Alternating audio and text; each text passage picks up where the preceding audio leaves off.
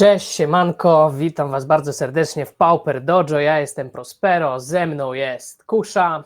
Siemanko wszystkim, dzięki Prospero za zaproszenie. No to zaproszenie, wiesz, dzisiaj prowadzimy razem, w sumie dawno we dwóch nie byliśmy w Pauper Dojo, byłeś w moim drugim odcinku, to już zamierzchłe czasy. Witamy wszystkich, którzy są z nami dzisiaj, widzę jest Bomba, jest Moonwalker, jest Piotr Franek, jest Break 16, siemanko. Dzisiaj zaplanowaliśmy dla Was, mam nadzieję, bardzo ciekawy odcinek składający się z 3 segmentów. Będzie właśnie bardziej mówione, nie pogramy dzisiaj, bo jest dużo wydarzeń. Ostatnimi czasy wiele się wydarzyło w Pauperze, no oczywiście bany, duże turnieje, wielkie zamieszanie. Także tak, zaczniemy pewnie trochę od prehistorii, bo cofniemy się jeszcze do Paupergedonu w lekko. To nam pozwoli przejść do banów, będzie to właśnie preludium do tego segmentu o banach i aktualnej mecie, a na koniec porozmawiamy o turnieju Common Poznań, który był już 2 tygodnie temu, ale Czas nadal szybko emocje, leci. tak, czas szybko leci, ale nadal myślę emocje są duże, a na koniec oczywiście jakieś ogłoszenia co do przyszłości. Więc myślę, że lecimy i Kusza, Paupergedon, zaczynaj. Tak, no Paupergedon już miesiąc temu tak naprawdę się odbył, więc no, sporo czasu minęło, w międzyczasie mieliśmy bany, więc meta się oczywiście wywróciła do góry nogami. Na samym Paupergedonie zrobiłem day 2, grałem deckiem, którego już z nami nie ma, czyli BG Gli. Nie poszło mi jakoś wybitnie, ostateczny wynik 8-5, natomiast sam Paupergedon jak zwykle największy po prostu turniej, więc zawsze jest dużo rzeczy, dużo się dzieje. Było nas z Polski też trochę więcej osób, tym razem chyba 18, jeżeli dobrze pamiętam. Udało się Sotkowi zrobić top 32, więc jeszcze raz dla nich gratulacje, o czym już wspominaliśmy wcześniej. Sam Paupergedon został wygrany przez Gardensy, które były trochę sliperem wtedy i to dosyć spicy listą, bowiem z jednym nowym dodatkiem, czyli Pact Doll Terror, i to był deck, który mógł skontrolować właśnie to Gli, które było przez jakiś czas boogeymanem Paupera, można tak trochę powiedzieć. Gli, które przychodziło w 2 smakach, w smaku Jandowym i w smaku Golgari, o czym też za chwilę jeszcze trochę opowiemy. No i o samym Paupergedonie myślę, że już nie ma co więcej mówić, natomiast jako preludium właśnie do banów w top 8 decklistach mieliśmy 7, które grały Deadly Disputem, teraz już zbanowanym. Właśnie, ja to pokażę. Znaczy, ogólnie w top 8, tak, mamy 7 deków, które oberwały banami. Tak naprawdę tylko jedne w top 4 mono u wróżki. Natomiast pozostałe 7 miały albo Deadly Dispute, czy w ogóle wszystkie miały Deadly Dispute, tak? Ale Wszystkie miały miały też inne zbanowane karty, czyli na przykład właśnie jaszczurkę. Tak jest. Co z tego możemy wyciągnąć? Możemy z tego wyciągnąć tyle, że Deadly Dispute bardzo mocno homogenizował właśnie metę. Bardzo dużo deków po prostu grało naturalnym card drawem i Core Wellspring plus Deadly Dispute. Efektów typu Deadly Dispute oczywiście mieliśmy w formacie dużo więcej, natomiast Deadly Dispute zawsze wysuwał się na czoło przez to, że wirtualnie kosztował 1 manę i fiksował tę manę przez stworzenie treasura, co naturalnie zdawało się być najlepszym po prostu z tego typu efektem, i deki, które chciały grać więcej niż 4 sztuki, po prostu najpierw zaczynały od tego, że wrzucały 4 Deadly Disputy, a dopiero potem się zastanawiały, jakie inne rzeczy mogą tam wejść w tym slocie. A skoro jesteśmy właśnie przy temacie włoskim, widzę, że dołączył do nas Skóra, pozdrawia Hard Testing Team z Bolonii, buonasera panowie, fajnie, że dołączyliście. Powodzenia na RC, mamy nadzieję, że tak. będzie jakieś top 8 polskie. Trzymamy kciuki. Jesteśmy przy analizie właśnie Paupergedonu, na którym byliście. Jeszcze rozszerzę i pokażę, że oprócz 7 w top 8, w top 16 3 deki nie oberwały banem, bo oprócz tego dalej były jeszcze UB Ferris i UB Terror. Tak, to we wszystkich tych dekach w top 16, jak widzicie, były zbanowane karty. I to, co ważne, w każdym z tych deków był to przynajmniej Deadly Dispute, a czasami jeszcze coś. Tak, bo w top 16 nie ma Kuldoty, nie ma Berna, jej było całkiem sporo, ale gdzieś tam niżej się uplasowała, no bo tak jak wiemy, ta Kuldota też została zbanowana, ale tutaj w top 16 żadnej Kuldoty nie było. I powiem Ci tak, jak widziałem te listy i widziałem, kto wygrał, to ja myślałem, że w sumie żadnych banów nie będzie, że ten Backdoor Terror w Gardensach tak namieszał, tak nagle wskoczył na to pierwsze miejsce, czyli właśnie potrafi sobie poradzić i z Kuldotą, i z Glee, więc może wszystko jest ok. No ale Tak. właśnie, nie było ok. Ja też się szczerze mówiąc nie spodziewałem ostatecznie żadnych kroków. PFP jest raczej bardziej znany z powściągliwości jednak, pomimo szumnych zapowiedzi na temat testów Sinkhola i hymnu Tuturak, to jednak wcześniej nie mieliśmy bardzo agresywnych ruchów z ich strony. Teraz takie ruchy były i myślę, że tutaj warto wspomnieć, że zgodnie z tym, co powiedział Gavin w swoim odcinku na temat banów, te bany były przygotowane przed Paupergedonem. Dlatego prawdopodobnie po prostu te wyniki z Paupergedonu nie miały wpływu. Nie jestem pewien, na ile można wierzyć temu, że w żaden sposób nie rewidowali tych przewidywań po Paupergedonie na temat banów. No ale mamy takie dane, jakie mamy, więc pracujemy z tym, co mamy, czyli prawdopodobnie Paupergedon nie miał wpływu, tylko dominacja Jaszczurki, dominacja Kuldoty, w szczególności online, oraz homogenizacja mety przez Deadly Dispute to były główne drivery po prostu ostatnich 3-4 miesięcy tak naprawdę od Paupergedonu w Rzymie, a nawet jeszcze trochę wcześniej. Tak, oprócz Gavina chyba jeszcze jedna osoba, nie wiem, ta babeczka, której nazwiska teraz nie Maverick pamiętam. Girl jest znana pod takim nickiem. Ona też deklarowała, że tak naprawdę decyzje o banach zapadły przed Paupergedonem, może w lekko, może być, że tylko w tych decyzjach się utwierdzili na przykład, jak zobaczyli, że właśnie wszędzie to Deadly Dispute gra i coś trzeba z tym zrobić. Tak jest. No i tutaj możemy sobie zadać pytanie, czy te bany tak naprawdę są zasadne, czy mają odzwierciedlenie w winrate'cie. I tutaj mamy przygotowane, dostaliśmy od Rogera, dzięki uprzejmości Rogera jako referenta LPI na ligi międzynarodowe, nie włoskie. Dane na ja już temat, pokazuję. tak, dane na temat winrate'ów. Najpopularniejszych deków, które były na Paupergedonie. Te dane nie były wcześniej publikowane, przynajmniej na Pauperwave'ie, nie mogliśmy tego znaleźć. To są dane, które udało się wyciągnąć właśnie dzięki uprzejmości LPI. I tutaj możemy zobaczyć 10 najpopularniejszych deków według Metashare'u oraz ich winrate. I co ciekawe, poza 2 dekami wszystkie pozostałe miały poniżej 50% winrate'u. Co jest, myślę, ewenementem. Kuldota i Glee wbijają się tutaj na czoło, mając odpowiednio 53 i 54% winrate'u. To jest tam pewne zaokrąglenie, ale one mają w okolicach, nie różni się zbytnio od pełnych punktów procentowych. No i to są. Też nie powala na kolana chyba. Tak, to nie są jakieś.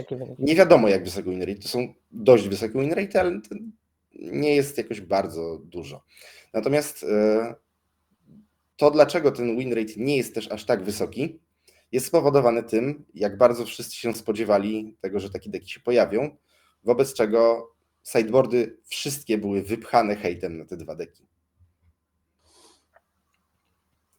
Tak, myślę, że masz rację. I pewnie po prostu wyższe winrate'y miały deki, które były dużo mniej popularne, zaskoczyły Gardensy, zaskoczyły, nie wiem, tutaj nie widzę, po prostu deki, które były o wiele niższej reprezentacji niż te najpopularniejszych 10. Tak jest. Możemy zobaczyć, że tutaj deki, które mają zbanowane karty, takie jak Giant Wildfire, Giant Glee, Grixis Affinity, nie mają tego winrate'u powyżej 50%. On jest co prawda też bardzo niski, on nie jest jakiś bardzo nisko poniżej 50%. Natomiast sam winrate nie wydaje się, żeby był podstawą do banowania tych wszystkich kart. Ale kwestia tego, że trzeba było się przygotować na te wszystkie decklisty i fakt tego, że mimo wszystko jednak w przypadku BG Glee i Kuldoty mamy ten dość wysoki winrate, to razem składa się na to, że można by było pomyśleć o tych banach. A czy te bany były słuszne, no to o tym za chwilę myślę. Właśnie, czy tak naprawdę możemy przejść już do tego tematu, czy jeszcze coś o samym Paupergedonie byś chciał powiedzieć? Myślę, że Paupergedonu nie ma co już tutaj wałkować, to już tak naprawdę prehistoria właśnie przez te bany. Nie za bardzo możemy tutaj wyciągnąć wnioski, które nam się przydadzą w aktualnej mecie, gdyż po prostu wszystko się wywróciło do góry nogami. Dokładnie tak, wszystko się wywróciło. Ja pokazuję karty, które oczywiście wszyscy dobrze znacie. 3 karty zbanowane, 2 odbanowane. Zbanowane Deadly Dispute, Basking Broodscale i Kuldota Rebirth. Odbanowany High Tide i Prophetic Prism. No i kusza. Tu Moonwalker pisze, wpisujcie miasta i zapalił świeczkę. Tak jest. No właśnie, Świeczka dla tak, Blizzarda. ja też stawiam świeczkę obok. No i kusza, jakie były Twoje wrażenia od razu po tej decyzji, a jakie są dzisiaj, po prawie miesiącu, gdzie ta meta już się pozmieniała, pewnie trochę i sam pograłeś. No i co czujesz, co myślisz? Tak, zacznijmy od tego, jak było przed banami, bo wiem, to czego się spodziewałem, to albo brak banów, albo ban Deadly Dispute'a i to wszystko. Dostaliśmy ogromny package 3 zbanowanych kart i 2 odbanowanych i moja pierwsza reakcja była taka, oni są szaleni, bo nie wierzę w to, że w tam 7 czy tam 8 osób, które jest w tym PFP, byli w stanie tak przetestować, żeby zobaczyć, że tyle zmian będzie nadal zdrowe dla formatu. Pierwsza karta Deadly Dispute zbanowana, no to tak jak wspominaliśmy, jej problemem nie było to, że jest jakoś bardzo potężna, tylko po prostu homogenizowała metę. Nadal jest bardzo silną kartą, natomiast fakt tego, że po prostu w każdy czarny deck tym praktycznie grał, sprawiał, że play patterny stają się trochę nudne, no bo jeżeli każdy gra tym samym, no to możemy zamknąć Tak, Magic. od tego się chyba zaczynało budowanie takiego każdego midrange'owego decku z czarnym, czyli wrzucamy Deadly Dispute, wrzucamy ich Hora i budujemy dalej. No jakieś oczywiście może różne wersje, co innego tam wsadzało Mardu, co innego właśnie Gardensy, co innego Awka, no ale właśnie, wszyscy już byli do tego przyzwyczajeni, czyli Ichor w drugiej i Deadly Dispute w trzeciej. Z follow-upem jeszcze dalej. Tak, dokładnie tak. Więc pozbyliśmy się najpotężniejszego z tych efektów, nadal zostały nam 3 inne bardzo dobre, z różnymi upside'ami. Jesteśmy niecały miesiąc po banach, więc ta meta jeszcze tak naprawdę nie zdążyła okrzepnąć, więc ciężko jest powiedzieć, jak bardzo duży wpływ to miało. Natomiast z mojego doświadczenia z grania Affinity do tej pory po banach, Deadly Dispute był bardzo potrzebną kartą i fakt tego, że tego treasura nie ma, bardzo zabolał to Affinity. Nie jestem pewien jak w pozostałych dekach. W tym przypadku po prostu dostaliśmy co prawda Prophetic Prisma, o którym za chwilę, ale to nie wystarcza.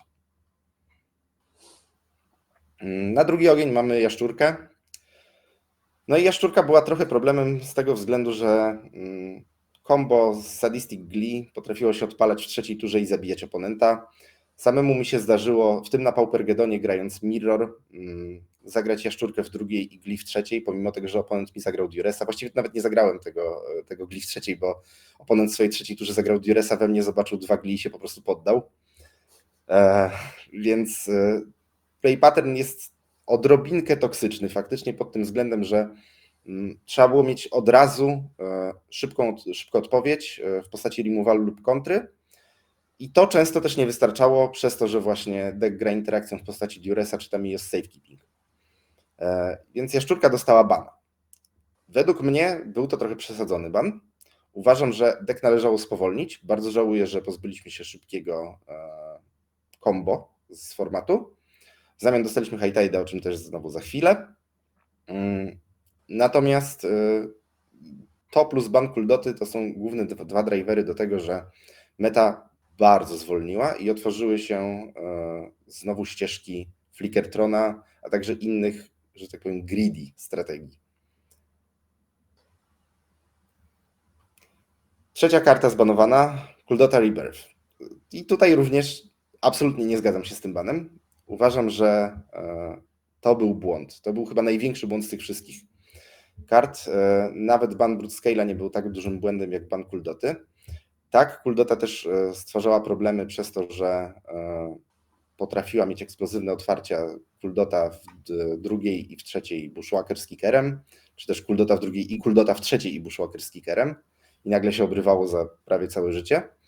Natomiast to był właśnie ten deck, nawet nie Broodscale, ale to właśnie Kuldota, która trzymała w ryzach format, która trzymała, że tak powiem, za mordę te wszystkie powolne strategie. Bez Kuldoty Monored strasznie zwolnił. Teraz mamy Pingerberna, który dużo efektywniej zadaje dużo obrażeń na przestrzeni wielu tur, natomiast nie ma tak eksplozywnych otwarć, jak miała Kuldota, przez co wolne deki mają dużo więcej czasu na ustabilizowanie gry. Jak to dalej będzie? Zobaczymy. Na chwilę obecną uważam, że przez te 2 bany, a w szczególności przez ban Kuldoty, meta zrobiła revert o 1,5 roku i po prostu gramy dosłownie to samo, co było przed MH3. Tam mamy oczywiście dodatki z MH3, ale jakby play patterny stały się takie same jak 1,5 roku temu. Bardzo mocno zwolnił format. Mi się to osobiście nie podoba. Meta się bardziej spolaryzowała, przez co jest trochę mniej skilla w grze. Zobaczymy, jak się meta wykrystalizuje, zobaczymy, jak się ustabilizuje przy okolicach pewnie następnego Paupergedonu, czyli na początku lipca. No i mamy 2 unbany. Pierwszy unban High Tide, drugi unban Prophetic Prism. Zacznę najpierw od Prophetic Prisma. Prophetic Prism wielu graczy może dziwić, dlaczego ta karta w ogóle była zbanowana, bo mamy przecież Energy Refractor, który pozwala robić ten efekt wielokrotnie na turę, też ma draw, też kosztuje 2 mana, ale fakt tego, że Energy Refractor jego aktywacja kosztuje aż 2 mana, sprawia, że mamy ogromny tempo swing negatywny, w tym sensie, że zagrywając Prophetic Prisma możemy dużo szybciej jednak odpalać rzeczy, mając full tron, grając Flicker Tronem, a także grając Affinity możemy sobie fiksować manę bez treasura poprzez właśnie Prophetic Prisma, gdzie nie chcemy kastować wielu spelli na turę, tylko potrzebujemy po prostu czasem sobie troszeczkę dofiksować. I w Flicker Tronie mamy trochę ten problem, że Prophetic Prism wcale nie pozwala fiksować rzeczy raz na turę, bowiem deck gra Ghostly Flickerem i często podrzuca sobie Mnemonicula i Prophetic Prisma, żeby dobrać kartę za po prostu 3 mana i znowu ma fixing na kolejnego Ghostly Flickera. Jak wyjdzie w tej mecie? Czy będzie problem? No nie mamy teraz Bonders Ornamentu, więc naturalnie Flickertron stracił swoją siłę w Big Draw, że tak powiem, co turę. W międzyczasie dostał dodrukowany Lorien Revealed, więc trochę to zastąpiło. Zobaczymy, jak to będzie. No i na koniec mamy Unban High Tide'a, czyli karta, która praktycznie nigdy nie była legalna w Pauperze, bowiem od unifikacji Paupera na modo z Pauperem w papierze ta karta była zbanowana od samego początku. Jak tylko nastąpiła unifikacja, High Tide został pre-banned w formacie, więc nie mieliśmy okazji zobaczyć na dużych turniejach, jak się sprawuje combo z High Tide'em. Po niecałym miesiącu jestem w stanie powiedzieć, że deck na razie nie wygląda, jakby prezentował duże zagrożenie dla top 3 mety, w sensie takim, że nie pretenduje na razie do bycia najmocniejszym deckiem. Natomiast on stwarza troszeczkę inny problem, bowiem tak jak Broodscale był również szybkim kombem, które potrafiło się skręcić w turze 3., 4., tak High Tide ma ten sam pattern, ale nie jest kreaturą. Wobec czego, jeżeli nie jesteśmy w stanie zaatakować ręki, ani nie gramy counterspellami, to nie mamy żadnej opcji interakcji z tym kombem. W przypadku Broodscale'a mogliśmy grać jeszcze przynajmniej removalem, w tym darmowym removalem w postaci Snafauta. Z High Tide'em, jeżeli nie grasz counterspelli ani duresów, no to jest duży problem. Ponza sobie radzi niby pośrednio, przez to, że się niszczy po prostu Tajlandy, które są bardzo potrzebne do skręcenia się, ale i to często nie wystarcza, bo deck nie potrzebuje wcale wiele many, nie potrzebuje wielu landów, żeby się kręcić. Bez problemu może się kręcić na 3 landach, a w niektórych wersjach nawet na 2 landach.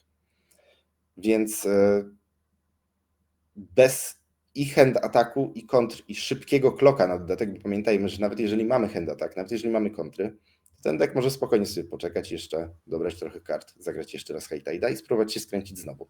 Więc musimy mieć do tego jeszcze bardzo szybki klok, który nie pozwoli mu się skręcić. Więc mamy taki problem, że z tym deckiem kolory biały i zielony praktycznie nie mogą wejść w interakcję. Czarny może minimalnie poprzez hand attack, niebieski poprzez kontry, a czerwony tylko poprzez Pyram Blasty i Red Elemental Blasty. Wydaje mi się, że to był spory błąd z unbanem High Tide'a, bowiem nawet jeżeli deck nie będzie prezentował zbyt wysokiego win rate'u, to będzie po prostu toksyczny dla formatu, nie będzie można z nim wchodzić w interakcję wieloma deckami. Trochę pattern, tak jak ma Cycling Storm, tylko że w Cycling Storm po pierwsze ma dużo niższy win rate, a po drugie można przynajmniej atakować grup, co mamy w bezkolorowych artefaktach, takich jak Nihil Spellbomba czy Relic of Progenitus, którymi może grać po prostu każdy deck, jest w stanie w jakiś sposób wejść w interakcję z tym deckiem. Z High Tide'em niektóre deki po prostu nie mogą absolutnie nic zrobić. Tak, dokładnie tak. Myślę, że z wieloma rzeczami, które powiedziałeś, się bardzo zgadzam. Postaram się dodać kilka uwag, nie będę powtarzał wszystkich opinii, które po prostu powtarzam.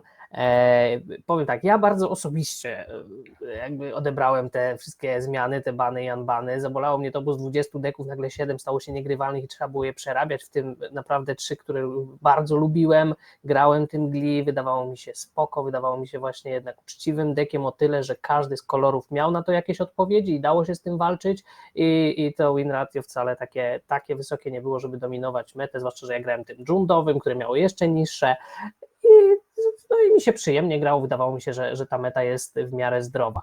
Te argumenty, które PFP zaprezentowało, trochę do mnie trafiają, a trochę nie, bo oni głównie argumentowali to tym, że właśnie banują rzeczy, które są niefajne do grania, czyli tego Brute i Kuldotę, że Kuldota ma bardzo wysokie win ratio w Game One, że praktycznie na wszystkie deki ma pozytywne, że tam tylko chyba na elfy ma negatywne, a tak to ze wszystkimi Game One to ma większe szanse i dlatego wszyscy mają po prostu wypchany sideboard odpowiedziami, żeby potem w Game 2 i Game 3 walczyć z tą Kuldotą, ale i tak nie zawsze się to udaje i okej, z jednej strony rozumiem, słyszałem narzekania i ludzi grających w papierze i na modo, że tej Kuldoty jest dużo, że co i róż w ligach po prostu trzeba grać Kuldota za Kuldotą i jak chce się grać jakimś takim wolniejszym, uczciwszym deczkiem, to po prostu się nie da, bo Bushwhacker w trzeciej zawsze mają i to zabija, więc okej, no ten argument, że coś jest unfun to play, Wejdę w słowo nawet do trochę, mnie trafia.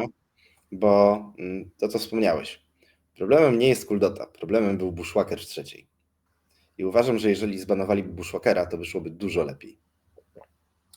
Może jakby też nie analizowałem tego od tej strony, ale chyba tak, choć a może wcale nic nie trzeba było banować, bo na Kuldotę również wszystkie te kolory miały jakieś odpowiedzi, były sweepery w czerwonym i czarnym, były właśnie live gain duży w zielonym, były w białym, no, niebieski miał kontry, miał właśnie Hydro i Blue Elemental Blasty. Wydaje mi się, że każdy z tych deków miał jak najbardziej szansę i z tą Kuldotą mógł walczyć. Natomiast właśnie przechodząc do unbanów, warto zaznaczyć, że PFP przyznało, iż to są próbne unbany. To też jest pewien ewenement, chyba czegoś takiego nie było ani wcześniej w Pauperze, ani w innych formatach i oni tutaj zastrzegli, że Pauper jest o tyle specyficznym formatem, że można z czymś takim spróbować, czyli za 3 miesiące pod koniec czerwca, kiedy znowu się tam będą spotykać i podejmować jakieś decyzje, no to już teraz jakby zapowiadają, przyjrzą się temu i jak będzie trzeba, to z powrotem zbanują, czy Prisma, czy High Tide. Więc może to jest taki okres przejściowy, z którym trzeba się pogodzić i za 3 miesiące oni sami jednak dojdą do wniosku, bo tak jak powiedziałeś, no szanse, że przetestowali wszystko i sprawdzili, jak się ta meta zmieni przy tych banach, przy tych unbanach są pewnie nikłe, jakieś ryzyko musieli podjąć i czy to ryzyko im się opłaciło, zobaczymy. No na pewno temat poruszył wszystkich pauperowców, dyskusje na Discordzie były szerokie, my też uruchomiliśmy specjalną linię, na którą mogliście dzwonić, więc zobaczymy, kto się dzisiaj z nami połączy, żeby też swoją opinię o tych banach wyrazić. Ja jeszcze tylko dodam o High Tide. Też uważam, że to jakby nie współgra z tą ich narracją, że banujemy to, co jest niefajne do grania, bo odbanowanie High Tide'a mi się wydaje, jakby wybitnie się wpisuje jednak w bardzo niefajny styl gry. Sam już doświadczyłem tego na własnej skórze, że z High Tide'em niektóre deki w ogóle nie będą mogły walczyć, nie będą miały żadnych odpowiedzi, a nawet niektóre deki, które będą grały counterspele, pyroblasty, czy jakieś właśnie odpowiedzi, nazwijmy to kontrujące, również nie będą w stanie z nim walczyć i argumentuję to tym, że High Tide gra Giga Draws. Gra na razie, nie wiem, 1, 2 sztuki, to jest instant, za jedną niebieską stapuj lub odtapuj wybrany permanent, można to replikować za jedną niebieską i strategia tego deku wygląda w ten sposób, że około 4., 5. tury z końcem waszej po prostu tapują wam wszystkie landy, zagrywają to z replicatem na wszystkie landy, no i co można zrobić tak naprawdę? Potrzeba 4 kontr, żeby się z tym jakoś walczyć. Tutaj Bombaj mówi Unwind, czyli że rozumiem skontruj, odtapuj landy. Okej, ale to gra tylko specyficznie, rozumiem, Tron, nie wiem, czy grają to Famsy, czy, no ale chyba tylko Do tej Tron. pory nie No. widziałem, żeby ktoś poza Tronem tym grał. Natomiast to też jest niezwykle specyficzna i dosyć droga kontra, bowiem kosztuje 3 mana. I to jest tak naprawdę kontra, która tylko w Też tym może zostać, no. jakby poza Flicker Tronem tylko w tym przypadku robi tak naprawdę dostatecznie duże value, żeby grać tym, a nie kontrą za 2 mana. Tak, plus jakby Hightide gra jeszcze Dispelę, więc może być tak, że ty zagrasz Unwind, a on zagra Dispela i też ten plan nie wyjdzie. Więc trzeba by mieć tak, zielony ma 0 odpowiedzi na to, no i tak jak mówię, trzeba by mieć ze 4 kontry, bo to jest tak, jak macie 3, no to skontrujecie jednego replicate'a i też wam zostanie na kolejną turę jedną kontrę. Czy ta jedna kontra potem wystarczy, no bo 2 nie zagracie. Więc mając 4 możecie skontrować 2, 2 wam zostaną na kolejną turę i próbujcie walczyć może z kontrą, no więc to brzmi naprawdę bardzo nieprzyjemnie, bo mając jedną kontrę może być, że nic nie zrobicie, no bo po prostu wam stapuje landy, albo mając 2, no to jedno skontrujecie i zostaniecie z jedną kontrą, co może nie wystarczyć. No ogólnie uważam, że to był ryzykowny unban i zobaczymy jeszcze. A to, że na razie ten deck nie kręci takich wyników, mam 2 hipotezy. Pozdrowię, że jest z nami Mys, siemanko, jest King MTG, dzień dobry panowie, dobry wieczór. Dlaczego ten deck może jeszcze nie robić takich wyników? Bo tym się chyba najciężej gra na modo, klikanie tych wszystkich tapowania, odtapowywania, zdobywania many po prostu jakby się może nie opłacać, że lepiej grać w lidze cokolwiek innego i się męczyć tym tutaj Hightidem szkoda, a w papierze po prostu ludzie mogą nie mieć kart jeszcze, gdzieś widziałem, że tam takie karty jak Merchant Scroll chyba nagle wystrzeliła cena w kosmos, więc może po prostu jeszcze fizycznie nie mogli się tym nagrać, plus chyba i Combo, to nie było tak, że po pierwszych 3 tygodniach już ten deck był złamany i po prostu wszyscy tym grali i tak nagle byli zachwyceni. W trzecim miesiącu chyba Gli tak mocno wystrzeliło, jeżeli dobrze pamiętam. Ono od początku coś tam ludzie myśleli, na początku robiło jakieś tam wyniki, ale tak, żeby zdominować metę, to chyba za 3 miesiące minęły dopiero. Dokładnie, więc no, trzeba może trochę tego czasu, może PFP w takim razie, nie wiem, trochę dłużej ten unban zostawi. No zobaczymy, będziemy obserwować. Tu widzę w międzyczasie King MTG zostawił nam subskrypcję Prime na 2 miesiące i to też, to znaczy bardzo dziękujemy i to też pozwala mi właśnie przypomnieć, że ci wszyscy, którzy nam już zostawiali subskrypcję, to też dziękujemy, ona jest zawsze na miesiąc, więc można ją właśnie ponawiać i o to prosimy, coś tam zawsze z tego kapie, więc... Przypominamy też tylko, że prosimy o subskrypcję z Prime'a, jeżeli ktoś po prostu ma Amazona, natomiast jeżeli ktoś chciałby się wykosztować po prostu i kupić specjalnie te subskrypcje, to zdecydowanie bardziej polecamy po prostu wpłacać bezpośrednio na Commona, można się skontaktować z Arturem właśnie, bowiem i tak po prostu wszystko, co będzie do wypłaty, to pójdzie po prostu na następnego Commona. I na nagrody, na boosterki Pauper Masters, dokładnie tak. No dobra, no to ode mnie, jeśli chodzi o te bany i unbany, tyle. O Prismie nie mówię, to rzeczywiście ta karta też wyglądała jak żart na tych banach. Okay. Mamy pierwszy telefon, proszę, kto do nas dzwoni? Będzie z nami rozmawiał Skóra. No, dzień dobry. Pozdrawiam bardzo serdecznie wszystkich słuchaczy. Cieszę się, że jestem na linii, że udało się dodzwonić. No a więc właśnie, te bany w Pauperze, bardzo, bardzo chodliwy temat i według mnie były trafione w dziesiątkę tak naprawdę. Jund Affinity, Junty, Wildfire i Grixis Affinity, prawda, jak były, tak są. Jest mniejszy gap między tier 1 i tier 2. Nikt nie umiera w trzeciej turze od Kuldoty, a i mimo wszystko Monored cały czas gra i ma się tak naprawdę dobrze. Tak samo jak właśnie wcześniej powiedziane Affinity. Otworzyły się też troszkę zielone deki dzięki temu, że Gli na nich nie prejuje, więc mamy więcej elfów, ścian, prawda, ku tak zwanej kontrucieżce zawodników typu wruchanie, no ale bywa i tak. Także generalnie myślę, że na plus unban Prisma też ożywił Trona, ale tak naprawdę po prostu se gra i jest okej. bez szaleństw. I pytanie teraz, czy to sprawi, że będzie więcej chętniejszych działań ze strony panelu, czy to znaczy, że będzie śmielej unbanowane, chociaż pula kart mocno się kurczy, ale może właśnie banowane, żeby szybciej ścinać takie deki i takie karty, które gdzieś tam trzymają format w ryzach.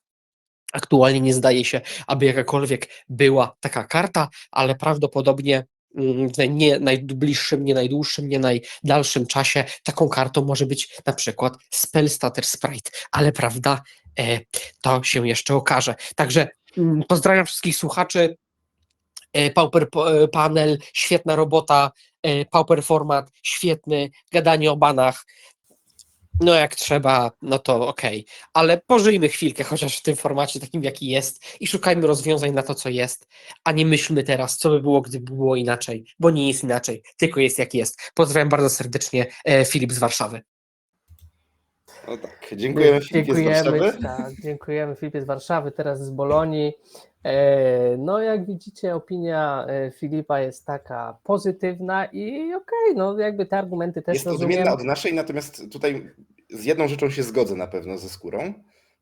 To jest pożyjmy i zobaczmy, jak to będzie wyglądało, bo może faktycznie okaże się, że meta zostanie na przykład złamana w drugą stronę i dostaniemy, nagle ktoś znajdzie po prostu taki deck, który bije tego High Tide'a i ten High Tide nie będzie mógł żyć i nadal meta wróci do tego, co my byśmy chcieli.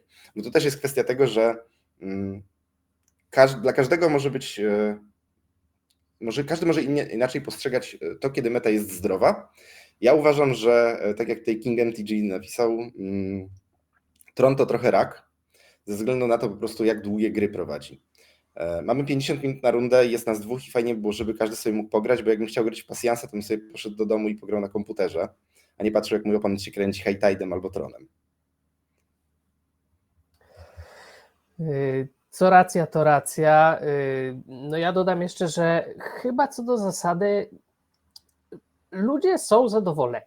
To jakby moje osobiste odczucia jestem w stanie gdzieś na bok odłożyć i obserwując jak nadal zróżnicowanymi dekami ludzie jednak grają, wróciły pewne deki niewidziane, nawet nie tylko ten Tron, czy właśnie no nazwijmy to High Tide, ale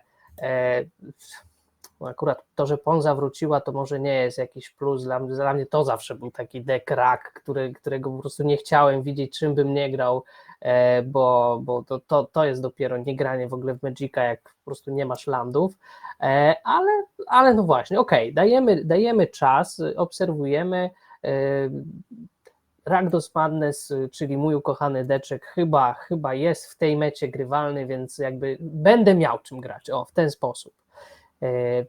Tak, no tutaj też się z Tobą zgodzę, że Ponza w mecie to rak, natomiast Ponza to reakcja właśnie na to, jak meta zwolniła i po prostu jest dobrą odpowiedzią na deki, które potrzebują bardzo dużo many z landów. I tyle. O, mamy kolejny telefon, więc proszę dzwoni bardzo. do nas Chmielu. Witam i pozdrawiam Karol wszystkich Skier. słuchaczy Pauper Dojo. Moi kochani, w kwestii banów ja jestem osobiście zadowolony. Dużo osób z community obawiało się wielkiej fali, która miała nadejść i zalać nasz format, a okazało się, że zmoczyła co najwyżej kostki pauperowych graczy. I szczerze mówiąc nie ma się co dziwić, ponieważ High Tide to jest deck, który nie gra żadnych interakcji w mainie, w porównaniu do takiego Broodscale'a, plus trzeba pamiętać, że gramy w taki format, gdzie w wielu dekach te pyroblasty czy reby i tak były już side'owo grane i tak. Także fajnie, że wymieniliśmy combo deck na troszkę gorszy combo deck. Jeżeli chodzi o inne rzeczy, to faktycznie trzeba przyznać, że po banie Kuldoty meta nam troszkę zwolniła. Czy jestem z tego faktu zadowolony? No oczywiście, że nie, aczkolwiek już się do tego faktu zaadoptowałem i przerzuciłem na Pingerberna, który jest równie fajnym i szybkim deczkiem do gry turniejowej. Afinitka została troszeczkę przytemperowana banem dysputy, ale dalej jest w dobrym miejscu, więc taki ban mi się wydaje bardzo fair. Odbanowanie Prisma również nie wydaje się niczym, co by miałoby tą metę złamać. Zaczęło grać troszkę więcej Tronów, ale dalej to nie jest jakiś mega przesadzony deck, także ja jestem osobiście zadowolony z tych banów. Meta nam fajnie shiftnęła, jest zupełnie inna, ale dalej nie powiedziałbym, że na ten moment mamy jakiś deck, który dominuje i troszkę odstaje od innych decków procentowo. Nie wiem, jak zakończyć moją wypowiedź, więc tylko przypominam, żeby nie kipować one-landerów. Dziękuję. No, myślę, że dobra rada na koniec, nie kipowanie one-landerów, chyba że gra się ścianami albo elfami, to można. Albo jakimś Często. One Land Spyem, Tak. czy Five Land Spyem. Pozdrawiamy Chmiela, pozdrawiamy, dziękujemy za opinię. No przyznam, że też właśnie byłem mi bardzo ciekaw, Chmielu słynął z grania Kuldotą, to był jego taki firmowy deck, więc no, cieszy mnie, że jednak pozytywnie ocenia, nie uważa, że tutaj Udało zepsuli mu mu się grę, wyjść tylko... po banowej depresji z Kuldoty 4 zaramkowane, można będzie tęsknić. Dokładnie, a może jeżeli będzie PFP dalej tak postępowało i w ogóle po prostu podejmowało bardzo, bardzo odważne decyzje o banach, unbanach, może będziemy widzieć jakieś zmiany co pół roku, po prostu całą serię banowanych i ponownie odbanowywanych kart, więc może Kuldota jeszcze kiedyś wróci, Tak. zobaczymy. W teorii Pauper jest tanim formatem, więc zmienianie deków nie powinno być zbyt dużym problemem, ale nagle się okazuje, że niektóre karty są po prostu bardzo ciężko dostępne, więc nie jestem, szczerze mówiąc, fanem zbyt mocnego eksperymentowania na żywym organizmie. Dopuszczam absolutnie troszeczkę większe, jakby to powiedzieć, troszeczkę frywolniejsze bany i unbany, ale nie przesadzałbym z tym, żeby zmieniać metę tak co 3 miesiące czy co pół roku. Wydaje mi się, że to może być troszeczkę jednak przesada. Tak, nawet jak karty, nazwijmy to, nie kosztują dużo, to właśnie ich zbieranie, dostępność, no też nie chcemy po prostu wymieniać wszystkich deków, zwłaszcza ja, kurczę, to cała biblioteka do Tak. przerabiania, to A nie jest double nic przyjemnego. sleeve'owanie to zajmuje czas. Dokładnie. Zajmuję, zatrudniam do tego dzieci, serio, polecam, dzieci dobrze double sleeve'ują. Tania siła robocza. Tak. Mamy telefon od Bombaja. O, A co, Boba się no rozdzwonił. woda najczęściej, ziemia, woda, coś takiego, nie? Halucynacja, hemoglobina, dwutlenek węgla, taka sytuacja. Ale chciałaś pytać o bany, także no ja się tam nie ekscytowałem zbytnio tym, bo co ma być, to będzie. Uważam, że to my jako gracze musimy się dostosować do tego, co oni sobie wymyślą. Deadly Dispute gdzieś tam się przewijał, że może być zbanowany. Broodscale wywaliło nam combo. Kuldota ani mnie ziębi, ani grzeje, bo nie było to jakoś może potrzebne. Co do unbanów, unban High Tide, nie wiem co to znaczy. Myślałem, że będzie to jakieś przegięte jak na tą chwilę. Nie jest. Ja najbardziej cieszę się z unbanu Prisma, bo mogę sobie pograć Tronem, którym grałem z Energy Refractory, a nie grałem tym nigdy, zanim Prism został zbanowany wcześniej. Także z tego się cieszę. Deck jest szybszy. Można pograć, można powalczyć. Bardzo się cieszę, że można tym Tronem pograć. Dzięki, pozdrawiam serdecznie całe dojo. No i mamy pierwszego z wyrola od Trona. Tak, Bombaj cieszy się osobiście. Widziałem, jak w jego rękach ten Flickertron działa, więc no działa. I no proszę, mamy trzeci telefon, trzecią opinię pozytywną o tej zmianie, więc to chyba pozostaje się cieszyć. Pewnie też PFP zbiera maile, zbiera opinie, obserwuje, no bo argumentowali, że robią to dla ludzi, no to chyba ci ludzie jak na razie są zadowoleni. Zobaczymy oczywiście, jak będzie dalej. Tak, istnieją na tę chwilę osobniki, którym się to podoba. Leczcie się na nogi, bo na mózg już za późno. I mamy telefon od Czaczy. No proszę. Gawin, ty k***o jebana! Przestań mi k***o Paupera prześladować! P***y Wizardowski w dupę jebany, ty! No, myślę, że tutaj możemy jednoznacznie powiedzieć, że Czaczy się nie podobały te bany i unbany. Dawidzie z Białegostoku, no rozumiemy twój ból, łączymy się z tobą w cierpieniu. Co można powiedzieć? No No, dużo nie zostawił nam tutaj do skomentowania Czacza, no ale myślę, że bardzo prosty przekaz, kłamstw nie stwierdzono. No Czaczmy na pewno też dużo grał Awką tą swoją, Mardu, ale Awką nie, tam Mardu z Skyfisherem, gdzieś tylko syn, Glinthook i Myry i właśnie Deadly Dispute, w dodatku te takie ładne, staroramkowe, świecące, może osobiście go to zabolało. Okej, no to Teraz mamy... wymienił na nazwijmy to- Prophetic Prismy, więc zobaczymy, jak mu się będzie grało teraz z tą zmianą. Próbuję, rozumiem. No Tak, na dobra, razie no jeszcze nie mamy... raportował, co prawda, czy lepiej, czy gorzej. Czas pokaże. Może w Dojo się pokaże ze swoim Mardu. Dokładnie. O, to jest dobra myśl. No dobra, no Mamy lećmy kolejny dalej. telefon. Tak, mamy telefon od Sotka. Witam, pozdrawiam prowadzących oraz słuchaczy Pauper Dojo. Odnośnie banów, no to mieliśmy 3 bany, ban Broodscale'a, no taki 50-50, można było w jedną bądź w drugą stronę to pójść, poszli w ban, nie mam im z tego za złe.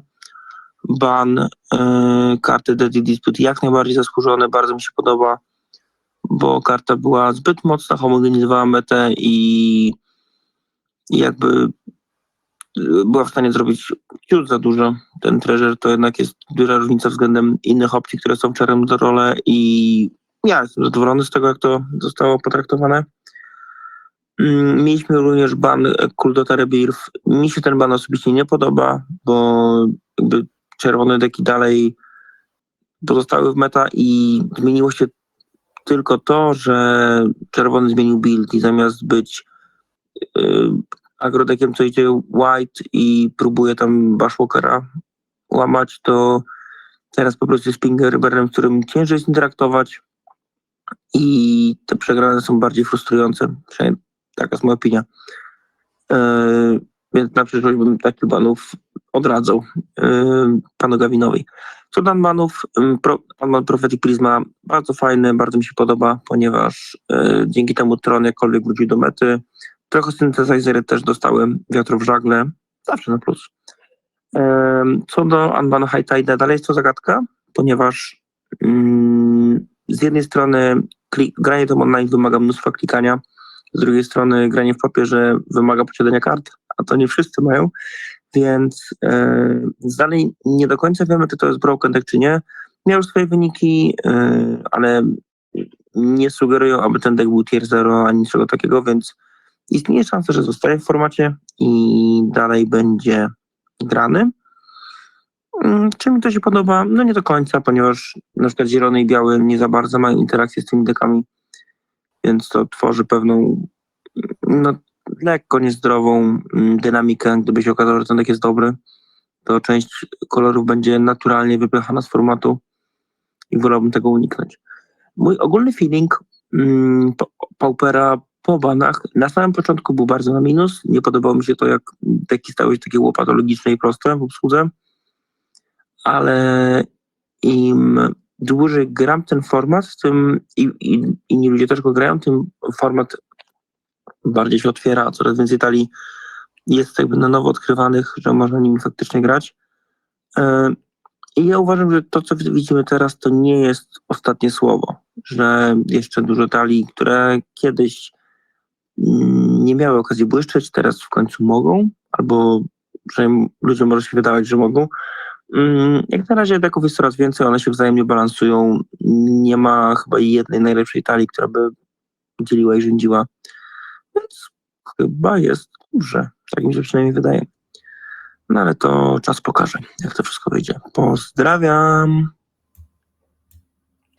Pozdrawiamy Sotka, dziękujemy za ten telefon. No opinia taka, bym powiedział, właśnie mieszana, dostrzegająca pewne plusy tych banów, ale i jednak krytycznie wyrażająca się o tych pomysłach. Tak, ja bym tu chciał tylko zrobić jedną szpilkę, dopóki pamiętam, bowiem Sadek tam wrzucił, że Bern się nie zmienił, w sensie jakby strategia się nie zmieniła, tylko teraz stał się pingerem i ciężej z nim wejść w interakcję, czyli jakby trochę sobie sam zaprzeczył. Właśnie chciałbym podkreślić, że ta druga część jest bardziej prawdziwa, w tym sensie, że Kuldota jako Go White Deck była dużo łatwiejsza w interakcji przez to, że można było ją po prostu blokować. Można było po prostu wystawiać stwory i blokować.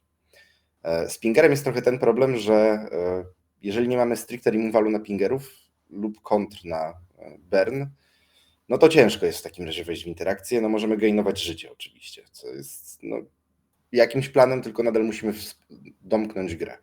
Więc nadal musimy grać pewnie czymś, co ma przynajmniej szansę zrobienia kloka sensownego.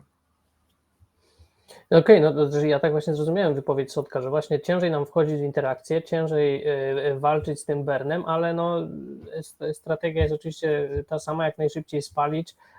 Może się to uda w czwartej, nie idąc szeroko kreaturami, bo powiedzmy są no właśnie te pingery bardziej z tymi stworami, które wrzucamy w drugiej turze albo później tak za 2, albo Kesik, albo Alchemist, albo ten Archer, no ale są też pingery w sumie cały czas, gdzie te gobliny, czy tam Voldaren Epicure, czy jakieś wchodzą w pierwszej, no chcemy tych obrażeń zadać jak najszybciej, jak najwięcej, żeby przeciwnik już nam potem nie uciekł. No, ma Tak, to wydaje mi sens. się tylko, że ta druga strategia to jest taka trochę gorsza kuldota po prostu. Dostaliśmy kuldotę tylko wolniejszą, która nie ma tak wysokiego outputu damage'u jak ma pinger na przestrzeni większej liczby tur. Wydaje mi się, że z tym jest na tyle łatwo sobie radzić, że nie trzeba nawet specjalnie mieć narzędzi do tego. No tak. Jak tam? Czy ktoś jeszcze się do nas dodzwonił w międzyczasie? Właśnie tak, mamy telefon od Burka, więc lecimy. Moim zdaniem nie ma tak, że dobrze albo niedobrze zbanowali. Gdybym miał powiedzieć, co tak naprawdę cenię w ostatnich banach, to powiedziałbym, że ban jaszczurki. Jaszczurki, które dominowały metę i Dispute, który grał w każdym deku, w którym tylko mógł. I co ciekawe, to właśnie przypadkowe matchupy na słabe deki z Disputem wpływały bardzo negatywnie na moje win ratio. Ogólnie Prism zasłużony unban, High Tide obecnie nie widać, by gdziekolwiek mocno grał i mam nadzieję, że tak zostanie. Wszystkie bany na plus, a gdyby mnie ktoś zapytał, co jeszcze powinno się zbanować lub odbanować, to odpowiedziałbym, że powinno się zbanować Corteza Monaro na Discordzie Pauper Polska. No i po raz kolejny kłamstwo nie stwierdzono. Nie wiemy, czy Pauper Format Panel ma taką moc, ale no, głos Burka kolejny po stronie zadowolenia i pozytywnej oceny tego, co się wydarzyło. No cóż, no dobra. Gdzie mi się wydawało, że w sumie Burek grał takimi dekami, gdzie te jaszczurki mu nie przeszkadzały, ale może właśnie jednak. Wiesz, to jednak tak mi się mogło przeszkadzały. wydawać. Jak siedzieliśmy w lekko przed Paupergedonem i robiliśmy ostatni testing, on grał swoją UB kontrolą, ja grałem właśnie BG Glee. Skończyło się chyba 5-0 dla mnie, albo 6-0, nie pamiętam, może 5-1, nie pamiętam dokładnie. W każdym razie okazuje się, że dostateczna liczba duresów i Tamiyo's safekeeping wystarcza, żeby uchronić się przed kontrami i niszczeniem po prostu i removalem. No to prawda. Czasami przed BGG się obronić po prostu nie dało. Tak jest. Mamy telefon z Franka Komsty. Prosimy. Halo Pauper Dojo, dobry wieczór, Franek Komsa z tej strony. W temacie banów, no moja taka ocena to jest ostrożny optymizm. Są elementy, które mi się podobają, są elementy, które mi się trochę mniej podobają. Na pewno to, co mi się podoba, to, że właśnie i ban dysputy, i ban kuldoty otworzył możliwości. W sensie otworzył możliwości deck buildingowe, bo już nie zaczynamy naszych czerwonych deków od kuldoty i kończymy na Bushwalkerze i nie składamy naszych midrange'owych deków od dysputy i Wellspringa, kończymy na czym tam chcemy, tylko właśnie otworzyło to dużo takich możliwości na to, że tak naprawdę trzeba sprawdzić, co my tak naprawdę chcemy grać i to powoduje właśnie tą różnorodność, czy chcemy grać, dalej chcemy grać draw 2, czy może chcemy grać synthesizerem, czy może chcemy grać jeszcze inaczej. Więc to jest według mnie zdecydowanie na plus, że właśnie i te midrange'owe deki, i czerwone deki muszą się teraz troszeczkę nagłowić, muszą kombinować, co tak naprawdę chcą dokładnie robić, a nie to, że po prostu jest jedna konkretna najlepsza wersja tego, co jest dostępne. To, co również mi się podoba, to jest ten trial unban High Tide'a. Według mnie takie testowanie formatu, sprawdzanie jest czymś, co może wyjść Pauperowi bardzo na dobre, bo o ile sam High Tide, nie wiem, czy będzie odpowiednim deckiem, ale to, że panel jest gotowy do tego, żeby eksperymentować z formatem, nawet właśnie w krótkich elementach, w krótkich okresach czasu, to jest coś, co pokazuje, że no, im zależy, że oni chcą coś zrobić w tym formacie. Mam nadzieję, oczywiście tutaj jest ryzyko, że może wyjść na złe. Ale ja jestem optymistą. Wydaje mi się, że to może wyjść formatowi na dobre. Natomiast to, co mi się nie podoba w tych zmianach, to jest to, że właśnie ten ban Broodscale'a, no i myślę, że był zdecydowanie wytłumaczony. O tyle otworzył taką furtkę tym dekom, które były po prostu o tą turkę, 2 turki za wolne, a nie miały z nim żadnej interakcji, no bo tak naprawdę Broodscale wymagał interakcji z nim. No i teraz te deki wróciły i gameplay z nimi no nie jest najlepszy. Ta goldfishowa meta, nie mówię tutaj o stronie, tylko o że tak powiem, typie jak te deki grają, to nie jest coś, nie jest coś, tak powiem, przyjemnego. A Pauper będący formatem jednak bardziej community driven, takim, nadal mówmy, casualowym, to jednak ten fan z grania jest bardzo ważny, więc to jest coś, co mi się na pewno nie podoba. No tutaj jeszcze dużo innych rzeczy można byłoby mówić, ale już nie chcę używać za dużo czasu antenowego. Pozdrawiam wszystkich słuchaczy. My też Franka pozdrawiamy, dziękujemy za opinię. Myślę, że tutaj Franek powiedział jedną ważną rzecz, której jeszcze nie powiedzieliśmy, czyli to, że tak naprawdę zrobił nam się Brewers Paradise w tym momencie. Bowiem brak właśnie tych takich utartych już schematów budowania deków otworzył furtkę dla po prostu wszystkiego. Można próbować, co się tylko da. Tak, dzięki Franek bardzo za tę opinię. No jest to też jakiś aspekt, z którym się mogę zgodzić, że może my jeszcze tak naprawdę właśnie nie wiemy, jakie skutki będą, kto co wymyśli. Zostały ucięte 3 najpopularniejsze deki, tak, no bo w sumie te karty to były powiedzmy 3 najpopularniejsze deki i teraz jest trochę bawcie się, zobaczymy, jesteśmy odważni. Wcześniej takich zmian dużych nie było. Ja też w Pauperze jestem dopiero od paru lat, ale wydaje mi się, że poprzednie bany to były takie bardzo delikatne, to były pojedyncze karty właśnie, a to All That Glitters, a to Swift Spearka, a tu nagle po prostu jest format wywrócony trochę do góry nogami. No i zobaczymy jeszcze właśnie, co się Zazwyczaj takiego te bany pojawi. były dość późno, w sensie długo te karty mogły sobie pograć. Tak naprawdę poza Cranial Ramem, który został pre-banned przy wyjściu MH3, to zazwyczaj tak spokojnie ze 2-3 Paupergedony mijały, zanim coś zostało zbanowane. Mamy jeszcze jedną dobra. opinię. Dzwoni do nas proboszcz. Halo, Hymel Jadwiga, styrta się pali. Uważam, że dla formatu ostatnie bany PFP ogólnie są nietrafione, zaczynając jeszcze od banu ATG. Od jakiegoś czasu próbują sztucznie przedłużać gry przez wykluczanie czołowych, agresywnych strategii, takich jak Broodscale, Glittersy czy Crudota. No i moim zdaniem głównie przez nacisk ze strony redditowych i twitterowych płaczków, którzy niezbyt sobie potrafią poradzić z podstawowymi zagrożeniami albo kipować rączki pod dane strategie. Argumentacja za banem dysputu jest ok. Rzeczywiście synergia dysputa plus Wellspring przez ostatni czas definiowała metagame i dało to mocno odżyć niebieskim deczkom. Bo im bardziej po banie, tym bardziej widzę, jak dysputa była mocna, jak zamienniki w postaci innych tego typu efektów od niej odstają. Awka sobie jakoś radzi, Jandy chyba też. No ale jest to mocny strzał w pysk dla midrange decków. Nie można mówić, że nie. Ban Kuldoty wyglądał słabo. To jest kolejna próba spowolnienia formatu. Myślałem, że tutaj jednak Redzik bardziej ucierpi, ale widać, że Madness i Brand sobie jakoś tam radzą, więc zwracam honor. Teraz nie trzeba mieć przynajmniej kombinacji sweeper plus life gain, żeby wygrać. Wystarczy point removal i więcej life gainu. Ban Broodscale to im największy dramat. Myślę, że początkowo powinni zobaczyć, jak sobie to radzi combo bez dysputy. No to był chyba najbardziej fair combo deck ostatnich lat w Pauperze, z wieloma opcjami na interakcję z nim. No tu mam myśli, że można było się z nim ścigać, czy coś removal, discard kontrować. Generalnie każdy deck miał mniejsze lub bardziej zaawansowane opcje, żeby sobie z nim radzić. A teraz patrzę na gry versus High Tide combo jako control albo midrange deck. No to myślę, że jeszcze wielu ludzi zdąży zatęsknić za jaszczurką, siedząc na łapie z całą łapą pełną removalu na deck konsystentnie skręcający się w 5. turze, bez możliwości interakcji z nim. No i przechodząc do unbanu High Tide'a, to przy jednoczesnym banie Broodscale'a to takie trochę naplucie w pysk. I śmiem wątpić, że jakieś takie niezrozumienie formatu, albo przynajmniej tych argumentów, które sami podawali wcześniej. No dużo powiedziałem już przed chwilą. No nie wiem, jak można argumentować bany ATG albo Broodscale'a powodem, że powodowały unfan gierki, jednocześnie wracając High Tide'a. No. Generalnie bez kontra albo discardu patrzysz się na OPA i pilnujesz matematyki z zakresu szkoły podstawowej. Jakbym chciał odrabiać prace domowe, to bym korki proponował, a nie grał w Magica. Nie wiem, zboczeńcy mieli już Cycling Storma, nie? No to po co więcej. Prism jest mega ciekawy. Ja mam trochę PTSD z czasów, kiedy był Tron.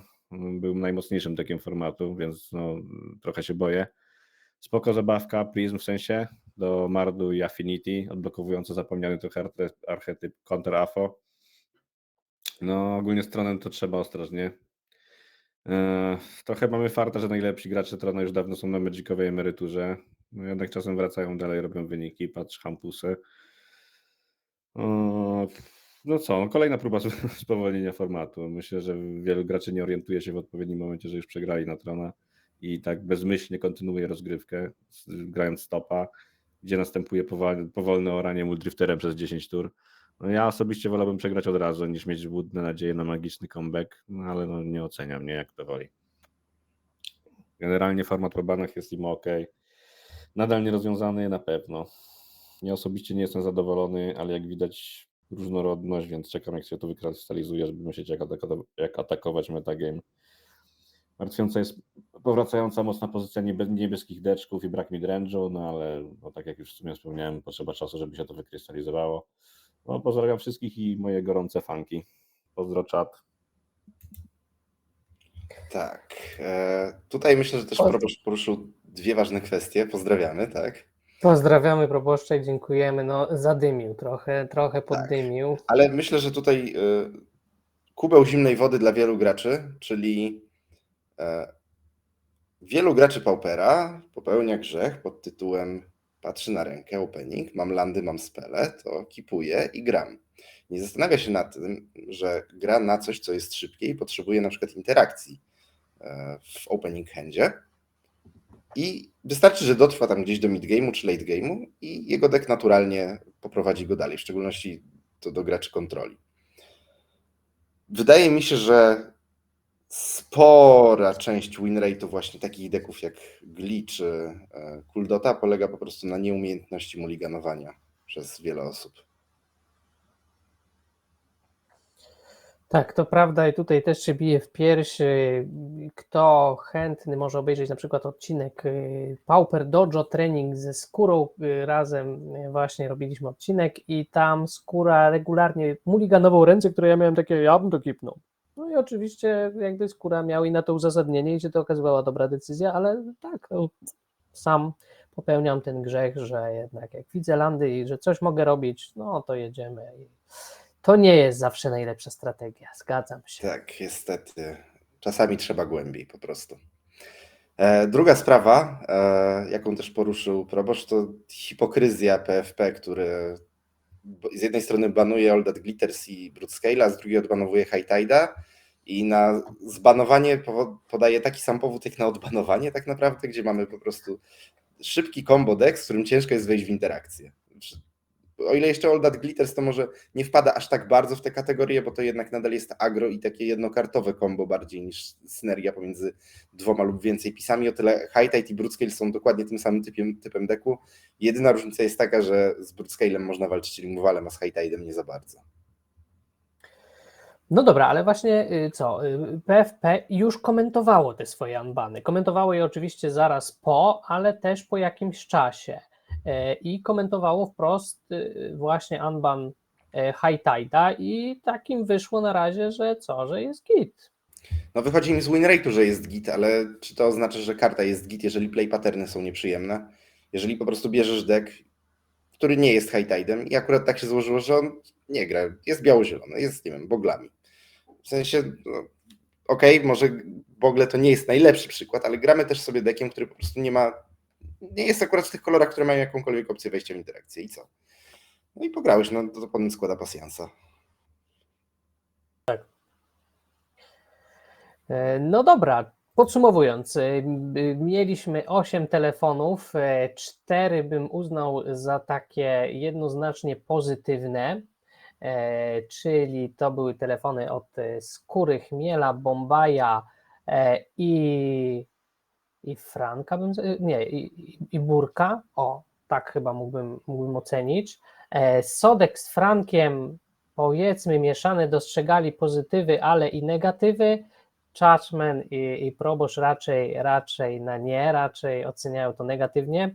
Nie wiem, jak nasz czat się podzielił, widziałem, że tam też komentował w międzyczasie Kingiem MTG, że chyba się zgadzał z Proboszczem, który się wypowiadał w trakcie. No zobaczymy, ja też, uzbrałem się w cierpliwość, na pewno po tych pierwszych tygodniach jakiegoś takiego zniechęcenia i smutku trochę mi to przeszło, pomimo fatalnej próby w ogóle wskrzeszenia Cowgate'ów, myślałem, że może to być dobry deczek, mówiłem o tym chyba nawet publicznie, wycofuję się z tych słów, to nie jest dobry deczek teraz. Niestety. No niestety, w szczególności jeżeli Ponza jest w mecie. Tak. No co, myślę, że o banach wystarczy. Omówiliśmy Właśnie, wszystko, możemy co się dało. Tak, możemy się przyjrzeć tylko jeszcze mecie. Ja bym pokazał w tym momencie w takim razie ostatnie 30 dni, co teraz gra. I tak, na pierwszym miejscu Rakdos Madness, 10% w mecie, jeżeli MTG Dex się nie myli i dobrze pokazuje statystyki z 30 dni, ma 10%.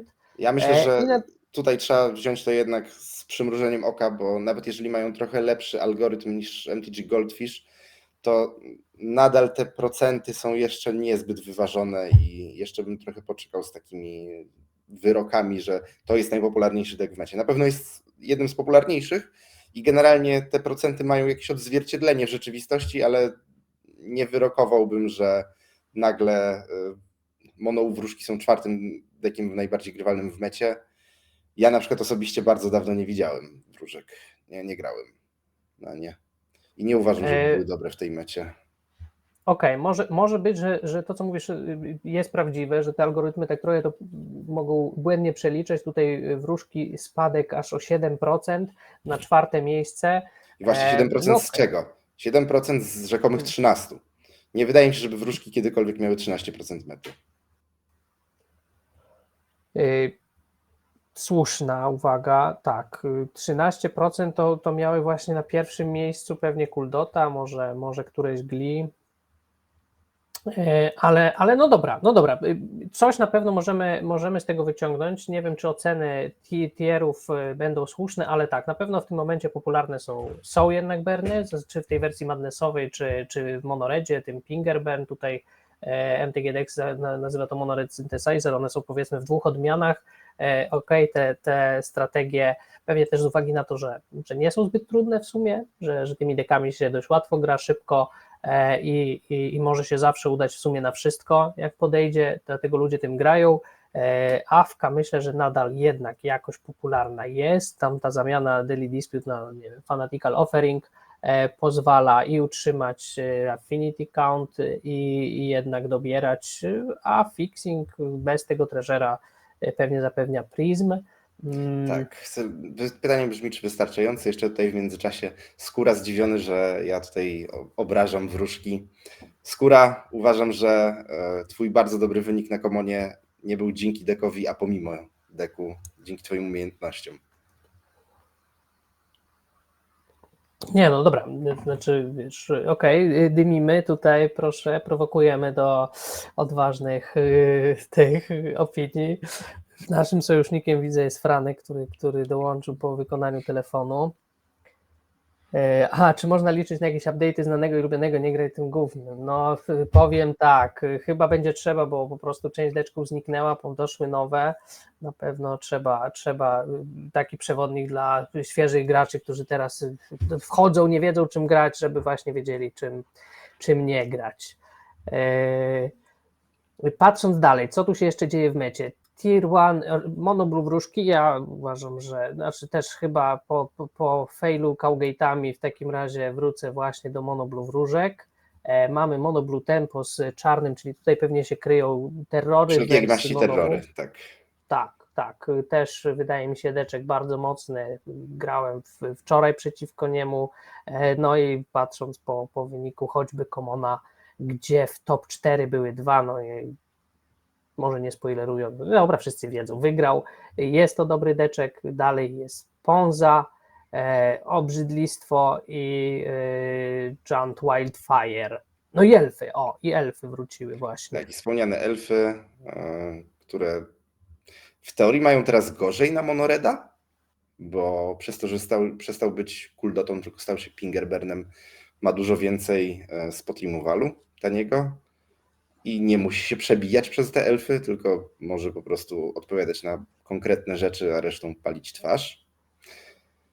No ale brak szybkiego komba w postaci gli, które było metowe, no to otwiera gdzieś tam furtkę dla tych troszeczkę wolniejszych, innego rodzaju kombodeków, typu właśnie elfy. Czy jeszcze twoim zdaniem jakiś deck byś zakwalifikował do tych najlepszych, do tych tier 1? Bo tam dalej widzimy Tak, rampa trochę mamy nie resztę tier 2. specyfikowana. Szczerze jestem zdziwiony tym, że wole są w tier 2, a nie są w tier 1, bowiem przez to, że kuldota przestała być creature-based, mamy dużo mniej sweeperów, przez to, że nie ma gli, mamy dużo mniej spot removalu i wydaje się, że wole mogą, tak samo jak elfy, zapełnić tę niszę, co i elfy zapełniają. No i mamy Flickertrona też w tier 2, który również uważam, że mógłby się zaliczać do tier 1 aktualnie. Meta spowolniła tej Ponzy, tak jak na początku było bardzo dużo, widziałem, tak teraz trochę mniej. Wydaje się, że powoli coś w tej mecie się stabilizuje, że jednak wracają ludzie do rampy z powrotem, która według mnie jest lepszym deckiem, tak po prostu, tak w próżni. Na ten deck akurat jest zupełnie inny od Gruul Rampy, jeżeli chodzi o perspektywę Flickertrona. Jest dużo prościej grać na rampę niż na Ponzę, bo ostatecznie duża liczba moment spisów po prostu wygrywa grę. Moment spisy, nosorożce, nieskończoność, wracające. Tak jest. Z decków, które może bym jeszcze nie umieścił w tier 1, ale uważam, że należy obserwować, to będzie Boros Synt, który jest po prostu solidny, nie bolały go bany, więc tak naprawdę odrobinę wolniejsza meta to jest to, co Boros Synt lubi, gdzie jest w stanie grać zarówno właśnie szybkie mecze przeciwko kontrolom, jak i trochę bardziej kontrolne przeciwko właśnie kuldocie czy elfom.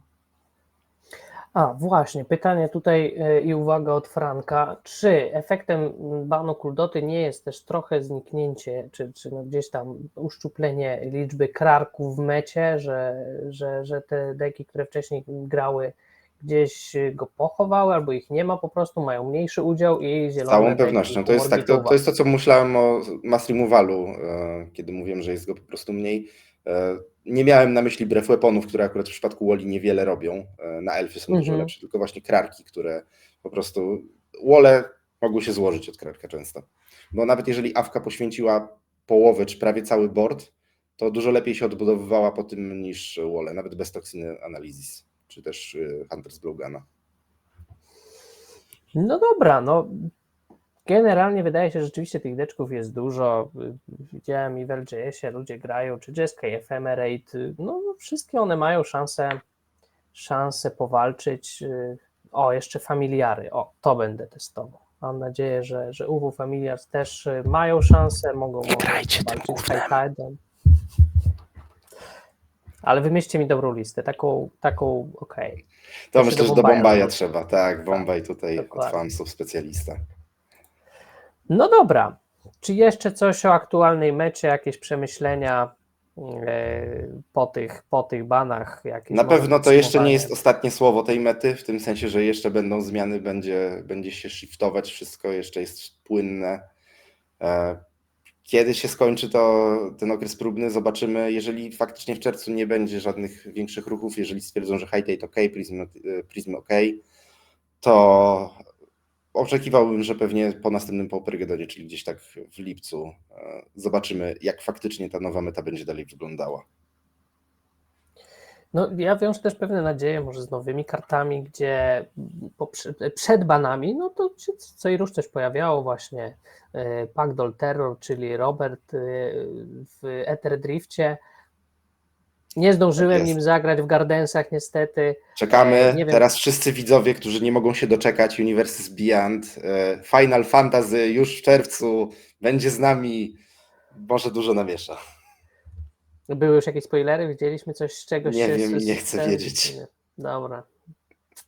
No Tarkir, co? Tarkir wrzucił trochę smoków z tymi omenami, bo widziałem no oczywiście zielony w Five Spy'u, ale i czerwony w nowym deku, który może się okazać ukrytym tier 0, czyli Pili Pala Combo.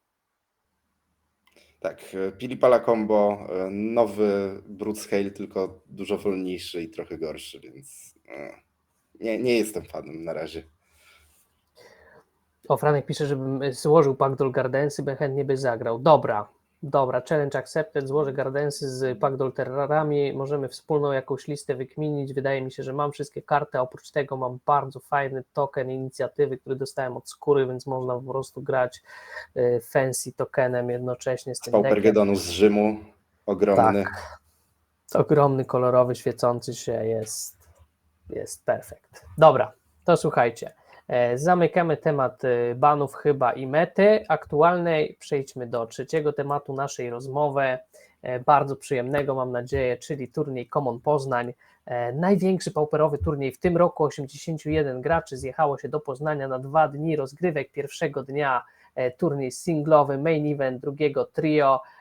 Kusza, jakie są twoje odczucia? Gdzie ty byłeś na tym turnieju jako gracz, co nie jest oczywiste. Tym razem Poprzedniej Common Katowice i Common Poznań, czyli ostatnie 2 commony sędziowałeś. Tak, Day One przynajmniej. Day 2 A grałem, teraz zagrałeś. Co tam? Jakie odczucia? No, było to tuż po banach, więc moje pierwsze odczucie to było hej Roger, czy nie potrzebujecie sędziego, bo ja nie jestem szczerze przekonany co do tego, czy ja chcę grać. Ale tam udało się w końcu ogarnąć, ja już stwierdziłem, dobra, to skoro mogę pojechać, sobie pojadę, jakby już zapłaciłem, więc zagram. Nie byłem jakoś szczególnie entuzjastycznie, nie miałem szczególnie entuzjastycznego podejścia do tego, ale stwierdziłem, że dobra, skoro już i tak mam transport, już i tak mam hotel, już i tak mam bilet, to po prostu wezmę deck, którym mi się najprzyjemniej grało przez ostatnie parę miesięcy, czyli Gruul Rampę i po prostu może dodżnę wszystkie wallsy i ponzy i będzie ok. Tak się stało. Dodżnąłem wszystkie wallsy i wszystkie ponzy. Wynik niestety ostatecznie niepowalający. Do 5. rundy byłem 4-1 i w 6. rundzie grałem tak naprawdę o topkę, bo wystarczyło, że wygram i mogę splitnąć, w sensie mogę wziąć ID w 7. rundzie. Miałem najwyższe taje wtedy chyba na całym turnieju, więc bez żadnego problemu wchodziłem. No ale trafiłem na Grixis Affinity, które w teorii jest lekko favorable dla mnie, ale no krarki są problemem. No i niestety mój oponent grał sporo krarków. No i co mogę powiedzieć? Pierwszą grę zrobiłem dokładnie to, co chciałem zrobić, zastępowałem. A w drugiej i trzeciej grze wydaje mi się, że mogłem zagrać lepiej, pewnie mogłem jakoś zagrać wokół czyszczenia stołu, no ale niestety na trzeciego krarka wrzuconego z fontanny. Chodzi o to, że z Blood Fontanny to już ciężko mi było odpowiadać. Wcześniej przegrałem też na Jund Wildfire'a. Tutaj też, o ile z Grixis Affinity na pewno mogłem coś poprawić. Myślę, że ten mecz był wygrywalny. O tyle z tym Jund Wildfire'em myślę, że nie miałem za bardzo tutaj do roboty nic. Pierwsza gra tak samo, udało mi się po prostu zastępować, a w pozostałych grach, no to w drugiej grze zaprezentował mi 2 kryzalisy i się nie mogłem przebić, a w trzeciej zaprezentował mi 3 kryzalisy i się nie mogłem przebić. I Jund Wildfire gra cały czas na fałty? Jakiś, nie wiem, playset, nie playset? Z tego co widziałem różnie, ale zazwyczaj 2 w mainie i ewentualnie coś w side'zie. Różnie to bywa, natomiast nadal mają sporo spot removalu tak po prostu, bo grają i castdowny, w niektórych wersjach unholy hity, no są galwaniki oczywiście jeszcze do tego, więc tego jest mimo wszystko sporo. Udało mi się za to wygrać z innym Jund Wildfire'em, z Jund Wildfire'em Proboszcza, za którego zgarnąłem w ogóle, ci co nie oglądali, mam pod ręką. Patrzcie, jest boosterek, jeszcze są w środku karty, jeszcze nie wyciągnąłem. Nice. Ja już myślałem, że w ogóle nie otwarty, że postanowiłeś to tak trzymać. Nie no przecież otwieraliśmy go na streamie, ci co nie widzieli, no to teraz mogą właśnie sobie zobaczyć, że takie dużo sytów w środku. W międzyczasie i dołączył do nas Chmielu, też pozdrawiamy, że po zadzwonieniu do nas i wrócił na czat, siemanko. Także No ale ogólnie Common jak zwykle bardzo fajnie, super atmosfera, super jest się spotkać ze wszystkimi z tego community, bardzo dużo osób, dużo można było pogadać. Zawsze bardzo lubię takie spędy dwudniowe, w szczególności jak następnego dnia jest właśnie trio, które też zagraliśmy razem. Naszym trzecim do trio był Ludwik. Niestety tym razem nam się nie udało. Był to mój pierwszy common, na którym nie zrobiłem przynajmniej półfinału w trio, no ale zawsze musi być pierwszy raz. Mimo wszystko bawiłem się super, Poznań super. Mam nadzieję, że uda się rozwijać dalej community pauperowe i może będzie więcej takich wydarzeń w roku. mam bardzo podobne odczucia. Dla mnie też ten turniej był fantastyczny pod kątem, ale i towarzysko, i sportowym. Sam wynik ostatecznie niezadowalający i tu od razu powiem, że po prostu zawiodła podstawowa matematyka. Gdybyśmy w ostatniej rundzie z Bombajem po prostu dobrze policzyli cyferki, to pewnie wynik byłby inny, no ale nie policzyliśmy. Ale i tak grało mi się dobrze. Moim deckiem był Rakdos Madness, mój taki, nazwijmy to, najbezpieczniejszy wybór, kiedy właśnie nie wiem czym grać, to wybieram ten deck.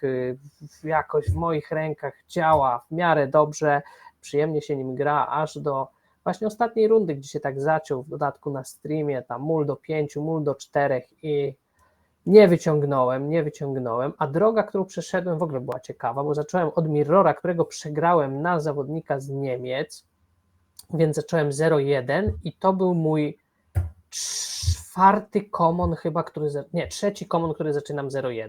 Zacząłem 0-1 w Poznaniu za pierwszym razem, kiedy byłem, zacząłem w Warszawie 0-1 i potem od takiego 0-1 zrobiłem 5-1 i już myślałem, że jestem bardzo blisko.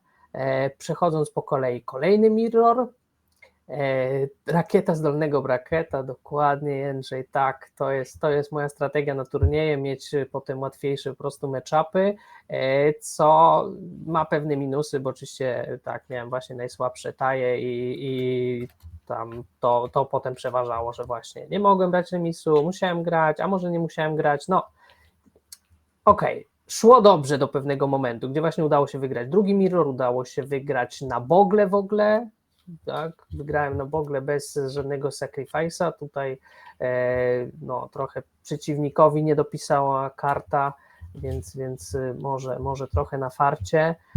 Dalej wygrałem na ściany Ludwika, też po bardzo ciężkiej grze, nie lubię za bardzo tego matchupu, wydaje mi się, że tym bardziej jak już też nie gram Krarku w Madnessie, to nie jest wcale taki prosty matchup.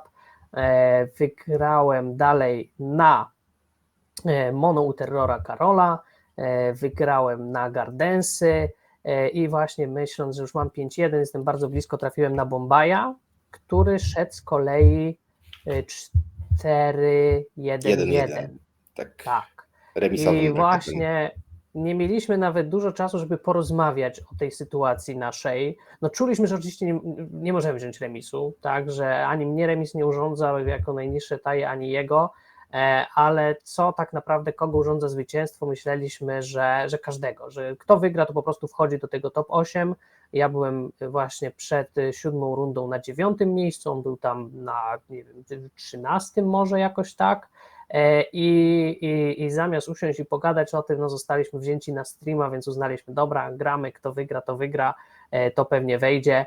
No okazało się, że niestety nie, Bombaj pokonał mnie i wylądował ostatecznie na 9. miejscu, więc trochę smuteczek, ale no życie bywa. Bombaj, pozdrawiam Cię, wiem, że jesteś, publicznie ogłaszam, że nie mam z tego tytułu ani żadnego żalu, ani że wiesz, że mi się nie poddałeś, bo ja bym wtedy 6-1 wszedł, ale... Ty byś wszedł, ktoś by nie wszedł. Ktoś by nie wszedł, tak, a właśnie, bo tam był jeden taki scenariusz, był jeden scenariusz, w którym Bombaj ze mną wygrywa, a miejsca 7-8 na przykład, które zostały sparowane, to był chyba Sodek i Włoch, no któryś z nich wygrywa i też spycha tego drugiego w dół, ale oni tak się nie wzięli stało. jednak remis, Wzięli ID. tak, wszyscy wzięli nad nami remis i po prostu wszyscy 5-1-1 nad Bombajem wylądowali i oni weszli i to też taka informacja, że właśnie wynik 5-1-1 nie dawał topki w tym turnieju tego dnia. No niestety, tak bywa. No i cóż, a niedziela, no to było trio, więc taki turniej bardziej na luzie, również bardzo przyjemny. No, Dzikie grało deki mi się się dobrze, trafiały. ale tak.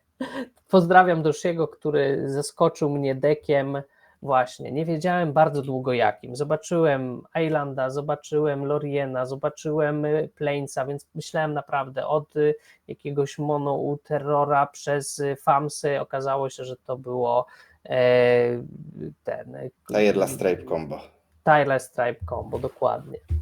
Więc tak, było zabawnie, ale ogólnie sam cały common bardzo fajnie, towarzysko, miło było poznać ludzi, zobaczyć bliżej. Pozdrawiam community z Krakowa, poznać ludzi ze Szczecina, z którymi wcześniej nie miałem okazji wejść w interakcję, może nas oglądają, bo mówili właśnie, że lubią Pauper Dojo i że właśnie trzymają kciuki dalej, więc też to było bardzo sympatyczne. No, ogólnie bardzo, bardzo dużo dobrych rzeczy polecam, jeżeli ktoś na taki common się nie wybrał jeszcze, może rozważa kolejny w Katowicach we wrześniu, ale o tym jeszcze powiemy. Chciałbym w tym miejscu jeszcze zrobić shoutout dla ekipy sędziowskiej. Przewodził zdecydowanie. jej Roger Szczęsny, pomagali mu Krzysztof Buniewicz i Jeremiasz Lubimow, czyli Jerba. W trójkę musieli ogarnąć cały turniej i nie była to prosta robota, też nie zawsze gracze im ułatwiali, ale chyba sobie poradzili bardzo dobrze mimo Ja bym problemów powiedział, że technicznych. na 5 przynajmniej, jeżeli nie na 6, w szczególności biorąc pod uwagę to, jakie było opóźnienie na początku w związku z różnymi technikaliami i to, że udało się nadrobić to opóźnienie, jakby wow. Tak, turniej szedł bardzo sprawnie, właśnie początkowe opóźnienie wynikało tam z problemów i z zapisami, z internetem, ale to potem właśnie sposób prowadzenia był wzorowy. Tutaj Franek przypomina, że było DQ wlepione, więc turniej udany. Tak, była taka jedna sytuacja, może bez wymieniania nazwisk, tylko przypomnijmy, bo się okazało, że pomimo już tylu turniejów można cały czas nie wiedzieć. Jeden z graczy zaproponował rozstrzygnięcie rzutem kostką, zrobił to chyba w ogóle na oczach sędziego, bo no, nie podumał, że tak nie wolno, nawet rzucił tymi kostkami, no i się gra skończyła. Nie róbcie tak. Zdecydowanie to nie jest przyjemne. Procedura dyskwalifikacji też jest niezbyt przyjemna dla sędziów. To odwraca uwagę, do tego jest potrzebny zawsze head judge. Nie łamiemy zasad w ogóle. Tak, nie, że to jest nie fair, to jest takie słabe i też tłumaczenie, no okej, no jak nie wiedzieliście, no to trudno, ale to w takim razie apel do wszystkich, jak jedziecie, nie wiem, z jakimiś nowymi kolegami, to też im przypomnijcie to, żeby takiej maniany nie odwalili, bo szkoda. Tak, to mimo wszystko jest turniej competitive, więc nieznajomość zasad szkodzi. I tyle. True. I jeszcze jeden krótki shoutout dla Radomira, który w pojedynkę ogarnął cały stream, to też jest ciężka robota, myślę, że wyszło mu to całkiem dobrze, bo też i rozłożenie tego i przygotowanie, wiem, że siedział dzień wcześniej do późna w nocy, a te streamy i potem pauperowa kanapa czy pauperowe dyskusje to jest, myślę, ważny element commona, wyszło to całkiem dobrze, mam nadzieję, takie prowadzenie ogólnie i od razu też w tym miejscu pozdrawiam i dziękuję Frankowi, z którym miałem przyjemność komentować top 8, było to bardzo fajne doświadczenie, też ja w ogóle z przyjemnością słuchałem tego, co mówi Franek, mam nadzieję, że wyszło to dobrze i że nas zaproszą jeszcze gdzieś, ja się piszę, jeżeli Franek by chciał ze mną komentować, to super, no, dziękuję. Można będzie coś poświrować może na Nationalsach w sierpniu. Maybe, yes, dokładnie. No dobra, to co? Krótka taka analiza w takim razie. Przejdźmy i zobaczmy w ogóle, co się tam na tym turnieju Common wydarzyło, jak wyglądała topka, kto się w niej ostatecznie znalazł. Ja już pokazuję decklisty na razie listę samych deków, więc tak, do top 8 dostali się Aimer, zawodnik z Torunia, Artur, Filip Skórnicki, czyli Skóra, Sodek, Jędrek Szmyt, Paweł Ciołak, Ugasz, Filippo Spaggiari, czy Spaggiari i Romeo 8982. I to jest topka. Tak jest. Jakie, Kusza, były twoje, jakby to powiedzieć, przemyślenia, czy co? O, chyba nawet Ajmerowski do nas dołączył, czyli Mamy właśnie go. Ajmer. Mamy go. Jest, dobrze, witamy. No, Jak- moje jak odczucia, to oceniasz? myślę, że można No. zacząć od miejsca 8. Grixis Affinity. To jest to Grixis Affinity, które mi stanęło na drodze w 6. rundzie, z którym przegrałem. Więc nie polecam, nie pozdrawiam. No, oczywiście żartuję. Gracz dobrze pilotował Awkę. I co ciekawe też, pomimo tego, że w ostatniej rundzie mógł wziąć ID, nie wziął remisu. Grał, próbował wejść po prostu z pierwszego miejsca do top 8. Nie udało mu się, przegrał z Pawłem Ciołakiem, z którym ja również przegrałem. To był mój drugi los, to był ten właśnie Grand Wildfire. Grixis Affinity, które jakby nie było niczym niestandardowym. Mamy wszystko to, co było wcześniej. Można by powiedzieć nawet, że trochę za dużo, bo mamy te 3 krarki, o których wcześniej wspomnieliśmy, że teraz można grać trochę lżej, może trochę innych rzeczy. No ale jest taka lista. 1 Kenku, 1 Makeshift. Mamy zamienione Deadly Disputy. Są 4 Bergainy i są 3 Fanatical Offeringi. Nic jakoś bardzo niesamowitego tutaj nie ma. Dodatkowa Nihil Spellbomba w sideboardzie wydaje mi się też trochę być przesadzeniem na to jednak, ile deków gra Grobem w tym momencie. No ale taki był wybór tego gracza. 3 Duresy i 4 Red Elemental Blasty. Ewidentnie hejt na High Tide'a, którego okazało się, że no, nie było niestety zbyt dużo, może na szczęście. 20 landów, co w dobie braku Deadly Disputa też nie jest niczym dziwnym. No i pojedynczy Prophetic Prism do fiksowania trochę tej many. Właśnie 20 landów, w tym Swamp, teraz Awka gra tak powszechnie właśnie tego Basica? Ten Swamp przydaje się z 2 powodów. Po pierwsze Cleansing Wildfire, a po drugie inicjatywa. Jako że count artefaktów i tak pozostaje nam bardzo podobny, jeżeli wrzucamy tylko 20 landa, wrzucenie jednego Basica nie niesie zbyt wielu minusów, za to ma dużo plusów w pewnych matchupach, więc ostatnio bardzo popularne. No dobra. Cieszę, że Awka pomimo kolejnego bana chyba się trzyma, chyba się odnalazła. Widziałem, że i u nas ludzie tym grają. No, ma sporo dobrych kart nadal. Lećmy dalej. Tak jest. Miejsce 7. Czyli No i mamy Król Ponza. nieszczęsną Ponzę,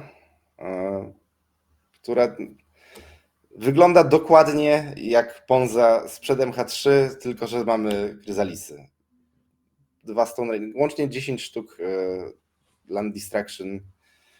Deck Właśnie, 10 to nadal- tak ponad przeciętnie dużo. Ja pamiętałem, że się grało tak 8 i to tyle. Grało się 8 do 10. Jakby te 1-2 Stone Rainy często się pojawiały w tych listach te 1,5 roku czy 2 lata temu. Niektórzy wybierali, żeby nie grać, niektórzy grali 4 Generusenty, inni grali trochę mniej. Wtedy też grało się Jewel Thiefy i takie śmieszne elfy, nie pamiętam teraz nazwy, które dawały manę i dobierały na ETB. Ale jakby 2 Stone Rainy to nic jakiegoś bardzo zaskakującego. Sideboard za to jest jakiś, nie wiem, czy bardziej zaskakujący, aż kliknę na kartę Sky Shaper. Proszę. 2 sztuki takiego artefaktu w sideboardzie, czyli za 2 szare sacrifice i potem artefakt w stół i potem poświęć Sky Shaper. Wszystkie kreatury, które kontrolujesz, dostają flyinga do końca tury. Czy to jakiś tech na... To jest tech na jako na finisher ściany? na praktycznie wszystko, co jest po prostu, potrafi zastawić dół, że tak powiem. Ściany, elfy, to po prostu omija. Mamy jakiś sposób po prostu na sfiniszowanie w takich matchupach. Cała reszta sideboardu powiedziałbym, że nie jest zbyt spicy, jest bardzo standardowa, to jest jedyna taka ciekawsza karta, jest to bardzo ciekawy tech zdecydowanie. Wcześniej ludzie próbowali grać, tutaj też niestety nie przypomnę sobie nazwy, był taki 4-manowy stwór, którego można było zdiskardować. Przepraszam, nie zdiskardować, który tak, czy można było go zdiskardować, żeby aktywować abilitkę, że wszystkie kreatury, które mogą blokować daną kreaturę, muszą to zrobić. Wow. Podobny tech. O, tutaj poczekajcie, ci przerwę, bo Mys podpowiada, że Sky Shaper też jako odpowiedź na Krarka Ach, może tak, być. jeszcze odpowiedź na Krarka, to zdecydowanie tak. No to Nice. jest ciekawy tech, ale tak poza tym to nie powiedziałbym, że sideboard jest w jakikolwiek sposób spicy. Mamy diglamery na awkę, mamy reliki na wszystko, co gra grobem, mamy weathery na wszystko, co nas próbuje palić, breath weapony na wszystko, co jest go wide i dodatkowy cast, który może być sidowany i na awkę, i na wróżki. Trochę taki flex slot. Tutaj Franek ci podpowiada, że czy mówiłeś o karcie Shine? Tak, Shinan of Life's Roar, właśnie, dokładnie. Tak. Nie pamiętałem dokładnie, jak on działał. Pamiętam, że miał właśnie ten piękny keyword all creatures able to block it do so. Więc to też tak podobne, tylko że nie chroniło przed Krarkiem, tak jak to chroni. No dobra, lecimy dalej. Top 7, czyli była Ponza, teraz top 6 mamy właśnie Boros Agro by Łukasz Węcka. Nie wiem, Tak, czy jest człowiek, z nami, który widziałem. przełamał w Katowicach swoją złą passę i nagle zaczął robić top 8, a lokalnie w Warszawie albo nie przychodzi, albo robi 0,4. Ale zaznaczmy, w Poznaniu zrobił top 8, w Katowicach zrobił top 8 na Komonie, więc on, wiesz, na dużych turniejach się spina ewidentnie, to u nas w Właśnie to Warszawie po ostatnie prostu- 2 turnieje, bowiem zazwyczaj robił tak zwane 0,2 kostka. No ale ostatnio mu się udaje. Jakoś, może szczęście, może umiejętności, może spina się faktycznie na te najważniejsze turnieje i tutaj zaczyna działać po prostu wszystko. Sama decklista też nie powiedziałbym, że jakoś znacząco spicy, taki klasyczny Boros Synth. Jeden relik mainowo może być trochę ciekawy, ale też nie jest jakimś nie wiadomo jak nowatorskim techem. 2 makeshifty to też jest trochę dużo, natomiast w przeciwieństwie do awki jednak Boros Synth trochę mniej dobiera, więc dobranie tego pojedynczego makeshifta może być trochę trudne. Drugi nam jednak może nie gwarantuje, ale bardzo pomaga dobranie go jednak w tych grach, które się nie ciągną po 20 tur. W sideboardzie widzę, że tak. Czy zgodziłbyś się z taką oceną, że właśnie Boros Synth jest jednym z najuczciwszych w ogóle deków w Pauperze obecnie? Jest po prostu takim... Polska górą, przekręcamy stwory w prawo, Dokładnie. bolty, no, galwaniki. po prostu... Niezwykle uczciwy deck, który zasadniczo nie ma nic, co byś się nie spodziewał, żeby mógł zrobić. Jeżeli podrzucanie synta jest nieuczciwe, to ja nie wiem, co w takim razie jest uczciwe w tym formacie. Tak, dokładnie tak. No dobra, czyli tak, mainowa lista dość właśnie zwyczajna, nazwijmy to. W sideboardzie trochę się dzieją ciekawe rzeczy. W sideboardzie też większość rzeczy nie jest jakaś bardzo niestandardowa, no bo tak, Dust to Dusty jako hejt na awkę, no to jakby nic nadzwyczajnego. Pyroblasty jako hejt na blue decki też jakoś nic nadzwyczajnego. Mamy dwa campfire'y, które w teorii można użyć, żeby się nie przemielić na high tide'a, jeżeli oponent nie ma jak się tego pozbyć. Oczywiście bardzo dobry też na wszelkiego rodzaju berny, można uciekać bardzo szybko z tym życiem. 2 na turę to spory klok. No ale właśnie, czy Campfire na pewno pomoże na High Tide'a? Przecież no jeżeli High Tide wszystko może wytapować, ma na to nie tylko ten Giga Rzecz w Draw, tym, że jeżeli High Tide nie gra żadnym zmuszeniem do dobrania przez przeciwnika, to można po prostu w upkeepie odpalić Campfire'a i z powrotem wtasować cały grup do deku. Więc musi grać stricte target player draws a card. Na przykład Deep Analysis, ale nie wszystkie to robią. Okej. Dalej mamy Coalition Honor Guarda. Bogle, wszystko co targetuje zasadniczo. No to nie powiedziałbym, że to jest też jakiś bardzo spicy tech. Na końcu mamy Relika jako dodatkowy hejt na grup, już z tymi Fraben Charmami i tym pojedynczym relikiem w mainie. Za to ominąłem Swirling Sandstorma. To jest trochę spicy karta. Pokażę. Tak, karta, która zadaje 5 obrażeń w każdą kreaturę bez flyinga, ale ma bardzo ważny tutaj warunek. Czytaj, trzeba mieć 7 kart w grobie, inaczej w ogóle nic nie robi. Za 4 mana na Sorcery Speedzie, dosyć drogie, ale czyści wszystko. Poza jakimiś techami, poza jakimiś Generous Entami, czy wielkimi hydrami, czy podwójnie dopakowanymi kryzalisami, ta karta czyści wszystko w tym formacie. Warunek A w zostawia nam Borosyncie... lataki, bo Tak, a to zostawia niszczy nam oczywiście lataki. bez... Tak, Tak, tak. nam zostawia wszystkie ptaki. Dobre na terrora. Jedyny problem jest taki, że trzeba wypełnić ten grup jednak 7 kartami, co w Borosyncie może być troszeczkę trudniejsze niż w Mardusyncie. Nie jestem do końca przekonany, ale no to Łukasz zrobił to po nie ja, więc pewnie działa. Dokładnie tak. Dobra, gratulujemy jeszcze raz Łukaszowi i lecimy wyżej. Miejsce 5. Paweł Ciołak, Giant Wildfire, lista, zaraz się sam dowiem, bez snafautów. Ta lista akurat bez snafautów, no i bez Deadly Disputów. Mamy offeringi, mamy oczywiście bargainy, no i mamy insight, jako takie dodatkowe value z flashbacka. Bardzo dobra karta, też wcześniej grana w Wildfire'ze. Jeżeli chodzi o removal, no to mamy galwaniki, mamy oczywiście krarki mainowo, 2 sztuki, jeżeli dobrze widzę, z 2 toksynami, też jakoś nic bardzo specjalnego. Nie mamy Prophetic Prisma, jak widać deck nie potrzebuje aż tak dużo fixingu, być może dzięki Cleansing Wildfire'om po prostu jest to wystarczająco dużo. Mamy tylko i chory i po prostu lembasy. Poza 3 chory, Deadly jednego Disputów- lembasa. Tak. Poza zmianą tych Deadly Disputów też nic odkrywczego, nic nowego jakby względem tego, co było przed banami. W sideboardzie 4 pyro, 3 duresy. Nie tylko na high tide, ale zawsze dobre pół sideboardu, żeby coś ugrać. 3 weathery, znowu na wszystko, co pali, breath weapony na wszystko, co idzie white. Mamy ufy, jako hate na artefakty i enchantmenty. Może sobie poradzić z makeshiftem oponenta, może sobie poradzić z jakąś artefaktyczną kreaturą, która tam siedzi. No i pojedynczy ancient gracz, dużo value po prostu w zniszczeniu artefaktów, jeżeli ktoś potrzebuje. Deck gra i czerwonym i zielonym, więc może sobie pozwolić na taką kartę w sideboardzie. I tak, i Giant Wildfire powstał, można tak powiedzieć, w odpowiedzi na Gli, miał mieć dużo właśnie removalu, jako taki zbiór dobrych kart w tych wszystkich 3 kolorach, czyli czarnym, czerwonym i zielonym. Gli odpadło, a Giant Wildfire żyje. No, wydaje się, że nadal po prostu te karty są dobre. Mieliśmy o tym dyskusję, na ile współgrają, na ile jest między nimi synergia, na ile po prostu są dobre same w sobie. Jak widać, można zrobić śmiało topkę tym deckiem.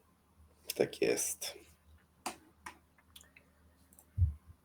No i cóż, top 4. Półfinaliści. Tomasz Sodomirski i Jędrek Szmyt. Zaczniemy od Mono Blue Delvera Jędrka Szmyta. Tak jest. Gracz, którego zainteresowani jakkolwiek kompetytywną grą w Magica ludzie powinni znać. Protury, rzeczy. Jakby chłop dokładnie wie, co robi. Z tego, co wiem, ostatnio dopiero zaczął grać w Paupera. Przynajmniej nie słyszałem, żeby wcześniej grał w Paupera. Bestia, ale nie z Wadowic, tylko z Poznania. No i wziął w obroty terrora 4 terrory, 4 delvery. Widzę tylko 2 Cryptic Serpenty. Za to widzę też 2 Murmuring Mystiki w mainie. Nie jest to jakoś bardzo spicy, no ale jest to wybór, w jaką stronę chcemy iść, czyli jednak mniej tego wypełniania grobu. Nie polegamy aż tak mocno na tym wypełnianiu grobu, jak na tym, żeby po prostu zrobić accruing value i oponenta albo przelecieć delverami i ptakami, albo też nadal mamy opcję po prostu zagrania jednego z 6 węży i atakowania oponenta po prostu za 5 czy 6 z każdego. Pojedynczy Sleep of the Dead ostatnio stał się już chyba standardem w każdej liście. Łatwość, z jaką czyści przedpole do ataków, po prostu nie pozwala nim nie grać tak naprawdę w tych decklistach. Reszta jest absolutnie standardowa, self-mill, brainstormy, pondery. Nic jakiegoś bardzo odkrywczego. Wybrał Dim Inferior ponad bumerangi. Też zazwyczaj standard ostatnio. Za to w sideboardzie ciekawiej, bo ile hydroblasty, anule, to taka tam standardowa sprawa, tak, dodatkowy Sleep of the Dead, żeby tam było troszeczkę łatwiej, Tormod Skrypt, żeby nie usuwać grobu sobie, tylko oponentowi. Za to mamy gutshoty i mamy deprive'y. I to Widać jest było, na kogo się szykował. Widać było, na kogo się szykował. Tak jest. No, gutshoty oczywiście najlepiej sobie radzą z wróżkami, ale wszystko, co ma jeden w plecach, chętnie zdejmą. Natomiast deprive to jest według mnie ciekawy wybór, którego szczerze mówiąc do końca nie rozumiem. To są oczywiście counterspelle w sztuk 5 dalej. Pytanie brzmi, czy wrócenie tego Islanda to nie jest zbyt wysoki koszt. No zakładam, że w pewnych matchupach to po prostu wystarcza, w takim sensie, że nie potrzebujemy tego tempa z zagrywania landów, że to nie jest jednak kontra, którą zagrywamy w pierwszych 2, 3, 4 turach, tylko raczej late game'owo, gdzie tych islandów mamy już na tyle pod dostatkiem, że to jest po prostu counterspell. Natomiast ciekawe, że po prostu nie wybrał jakiejś bardziej, jakby to powiedzieć, ukierunkowanej kontry, tak, że jakiś sens skatery czy negaty, w zależności od tego, co go najbardziej boli. Jest to catch-all deprive. Właśnie, pytanie może, na pewno jest z nami Skóra i Franek, którzy był chyba Sodek, znaczy może w ogóle cała ta ekipa jest w Bolonii i nas ogląda, może jest z nimi Jędrek. Pytanie do was, jak on argumentował właśnie tego. Jaka jest argumentacja z deprive'em? I na co on wrzucał właśnie i dlaczego? Bo my ewidentnie jesteśmy za słabymi graczami. Ja nie do końca rozumiem. W sensie jakby rozumiem to, że chcemy mieć kontrę, która jest bardzo ogólna, ale czy nie można było inaczej albo lepiej? Late game into brainstorm. Tak, no to w sumie to, co mówiłem, czyli counterspelle 5+, i late game po prostu nie boli nas cofnięcie Islanda, a nawet z brainstormem bym powiedział, że jest to zaleta, bo można po prostu odłożyć Islandy i przetasować. Natomiast dobra. w early game to nadal nie jest najlepszy wybór, więc trochę liczymy na to, żeby nie dobrać po prostu tego na opening handzie. Okej, i ja jeszcze tylko pytanie pomocnicze, czyli na jakie dokładnie matchupy Jędrek wrzucał te spele? Zakładałbym, że na coś grindy, typu Giant Wildfire, gdzie chcesz mieć więcej unconditional kontr i gry są trochę dłuższe. Jednak.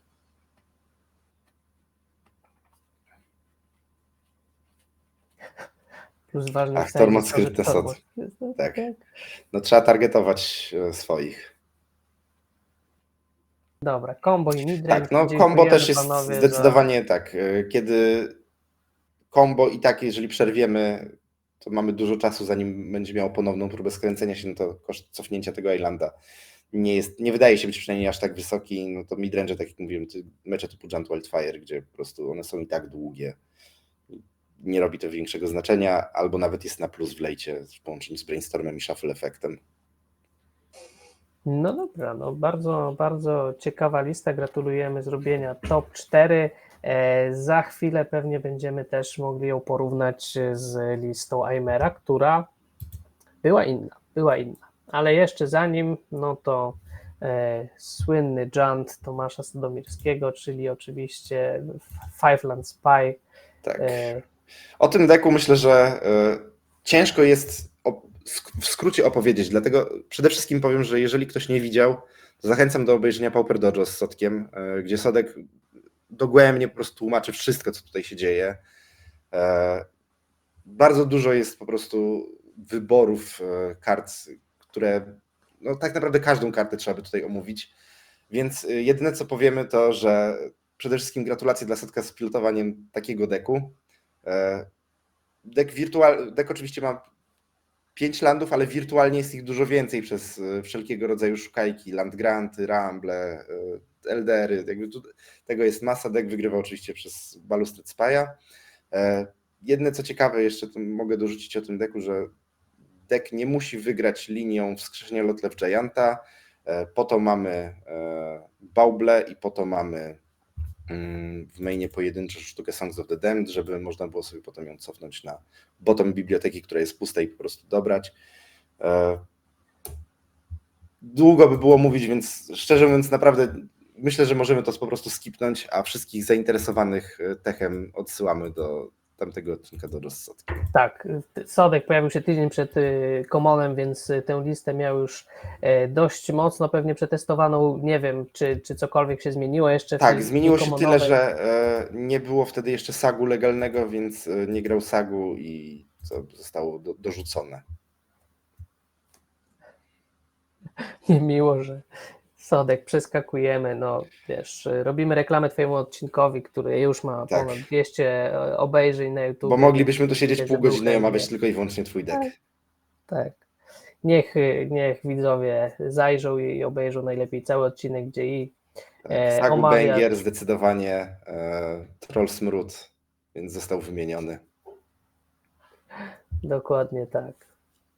Dobra, gratulujemy, top 4 zrobione, dobry pilot ewidentnie, dobry deczek i przechodzimy do finalistów. Spotkali się w finale 2 niebieskie deki, żaden to High Tide. Najpierw na pierwszy ogień Skóra i jego wróżki, którymi myślę, no jakby z samym wyborem deku nie zaskoczył, ale buildem już zaskoczył, bo pojawiły się tu karty, co do których no ja się nie spodziewałem, myślałem, że się nigdy nie pojawią, że były hejtowane, ale no były, nazwijmy to, hejtowane w czasach przed banami. Teraz Skóra po nie sięgnął, mowa oczywiście o mutagenic growthach, czyli to już nie są mono wróżki, tylko oczywiście simikowe, tak. Tak, no z Simic to może trochę dużo powiedziane, bo oczywiście Mutagenic Growtha zagrywa się tylko za życie, a nie za zieloną manę. Jako że meta zrobiła shift, no i wróciły karty takie jak Glinthook czy Core Skyfisher, no to trzeba sobie zacząć jakoś z nimi radzić. Mutagenic Growth był zawsze idealną odpowiedzią na tego typu karty. Reszta, szczerze mówiąc, dosyć standardowa. Oczywiście Skóra z całą pewnością omówił bardzo szeroko na swoim Metafaju lub Patreonie lub gdziekolwiek o tym postuje. Więc może nie będziemy wykonywać za niego roboty i Też polecamy zajrzeć czy na Discord, czy na filmiki, które nagrał i po Commonie też komentował swoje mecze, argumentował dlaczego na przykład taka karta jak Snap całkowicie zniknęła z tej decklisty i jest po prostu, i na YouTubie publicznie, dokładnie. Będzie można znaleźć. Jak nie wiecie, to on wam na pewno powie. Z ciekawszych rzeczy, jedynie co mogę powiedzieć, to powrót Harrier Strixów, które po ponad roku nieobecności we wróżkach, bo generalnie wróżek nie za bardzo było, poza tym jak Skóra zaczął z powrotem nimi grać. Więc to jest ciekawe. No i tutaj widzę, że Skóra trochę sprzeniewierzył się sam sobie. Widzę jednego Spellpierce'a w mainie. Jest i Spellpierce, dokładnie. Ale no cóż, ja oceniam tę listę naprawdę bardzo wysoko, bardzo fajnie. Pozostaje mi ją przerobić tak, żeby była właśnie do wypożyczenia w centrum MTG. Jeżeli ktoś będzie chciał zagrać, to myślę, że po majówce będzie ten deczek właśnie gotowy. Także Mono Blue wróżki by Skóra będą do wypożyczenia w Warszawie. Zapraszamy na czwartkowe granie. Dokładnie tak. No i zrobione drugie miejsce, czyli tak, no Skóra widać, że robi wyniki. Chyba jedyne, czego mu aktualnie brakuje, to pucharek na modo, ale to do tego trzeba dojrzeć po prostu. To co? Ostatniego. Na ruszt. Czyli oczywiście zwycięzca jest to Aimer pilotujący Mono Blue Terrora. Zaczniemy, zanim pokażemy wam samego pilota, pokażemy właśnie jego listę. Ale właśnie nie tylko lista była ważna, był też naprawdę bardzo agresywny styl gry. Przyznam, że jak komentowaliśmy te gry z Frankiem, to też mieliśmy takie wrażenie, że no po prostu jest to zupełnie inny styl grania niż gdy oglądaliśmy mecze na przykład Jędrka. No ale cóż, wynik mówi sam za siebie i ta lista różniąca się, no chociażby właśnie 4 Cryptic Serpenty, nie ma Murmuring Mystików, rzucamy węże, jedziemy do przodu, trzeba szybko wygrać. Aimerowi się udało, szczere gratulacje, no naprawdę zasłużone zwycięstwo. Tak, i myślę, że lista jest bardzo standardowa, z jednym tylko wyjątkiem. Brak Sleep of the Dead w mainie, są 2 w sideboardzie. Też zawsze można oczywiście wsajdować tam, gdzie jest potrzeba. Ja szczerze mówiąc, po graniu na Mono-Terror, samym Mono-Terrorem za dużo nie grałem. Uważam, że Sleep of the Dead w mainie w tym momencie jest po prostu must have, bo w tak wielu matchupach jest w stanie ugrać, w szczególności jak go po prostu w lejcie zagrywasz po 2, czasem nawet 3 razy naturę z grobu. Robi turbo robotę. No ale tak to cała reszta zasadniczo tak jak omawialiśmy. Jedyne co tutaj możemy powiedzieć, że różni się to od listy Jędrka Szmyta tym, że nie ma mistików ani w mainie, ani w sidzie, za to jest 8 węży i tak samo 4 delvery, 4 Dim Inferiory. Tutaj też Aimer zdecydował się na Inferiory zamiast bumerangów.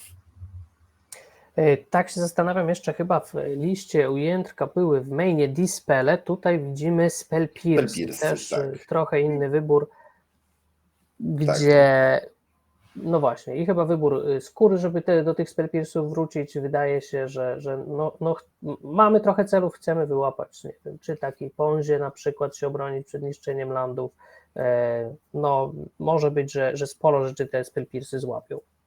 Tak, no na pewno na Ponze dobre. Generalnie wydaje mi się, że przez to jak meta zwolniła, to stała się też taka odrobinkę inefficient. Jest tak, mana koszty są trochę bloated, przez to spell pierce'y dużo łatwiej wyłapują różne creature spele i rzadziej można dopłacić te 2 mana.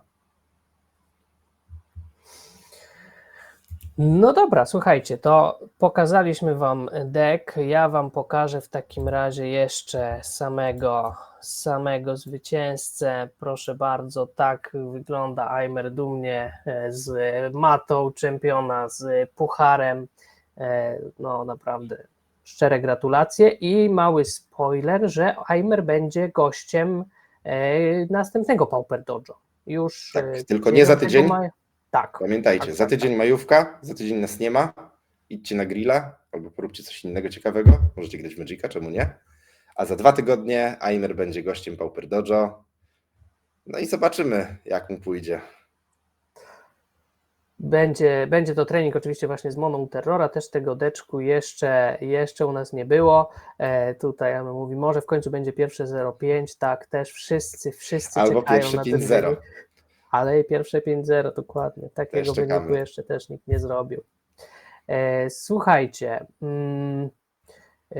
już prawie 2 godziny was zanudzamy, więc możemy powoli dobijać do brzegu, myślę.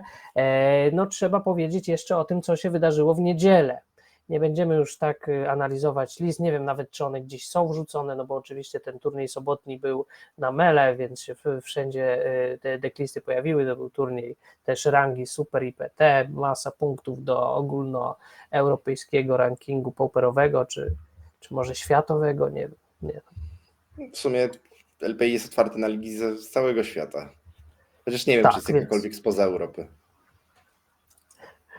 No, też nie wiem, no ale to przyjmijmy, że tak, że to jest ranking ogólnoświatowy, więc tam też nasi gracze w takim razie tam poszybowali w górę.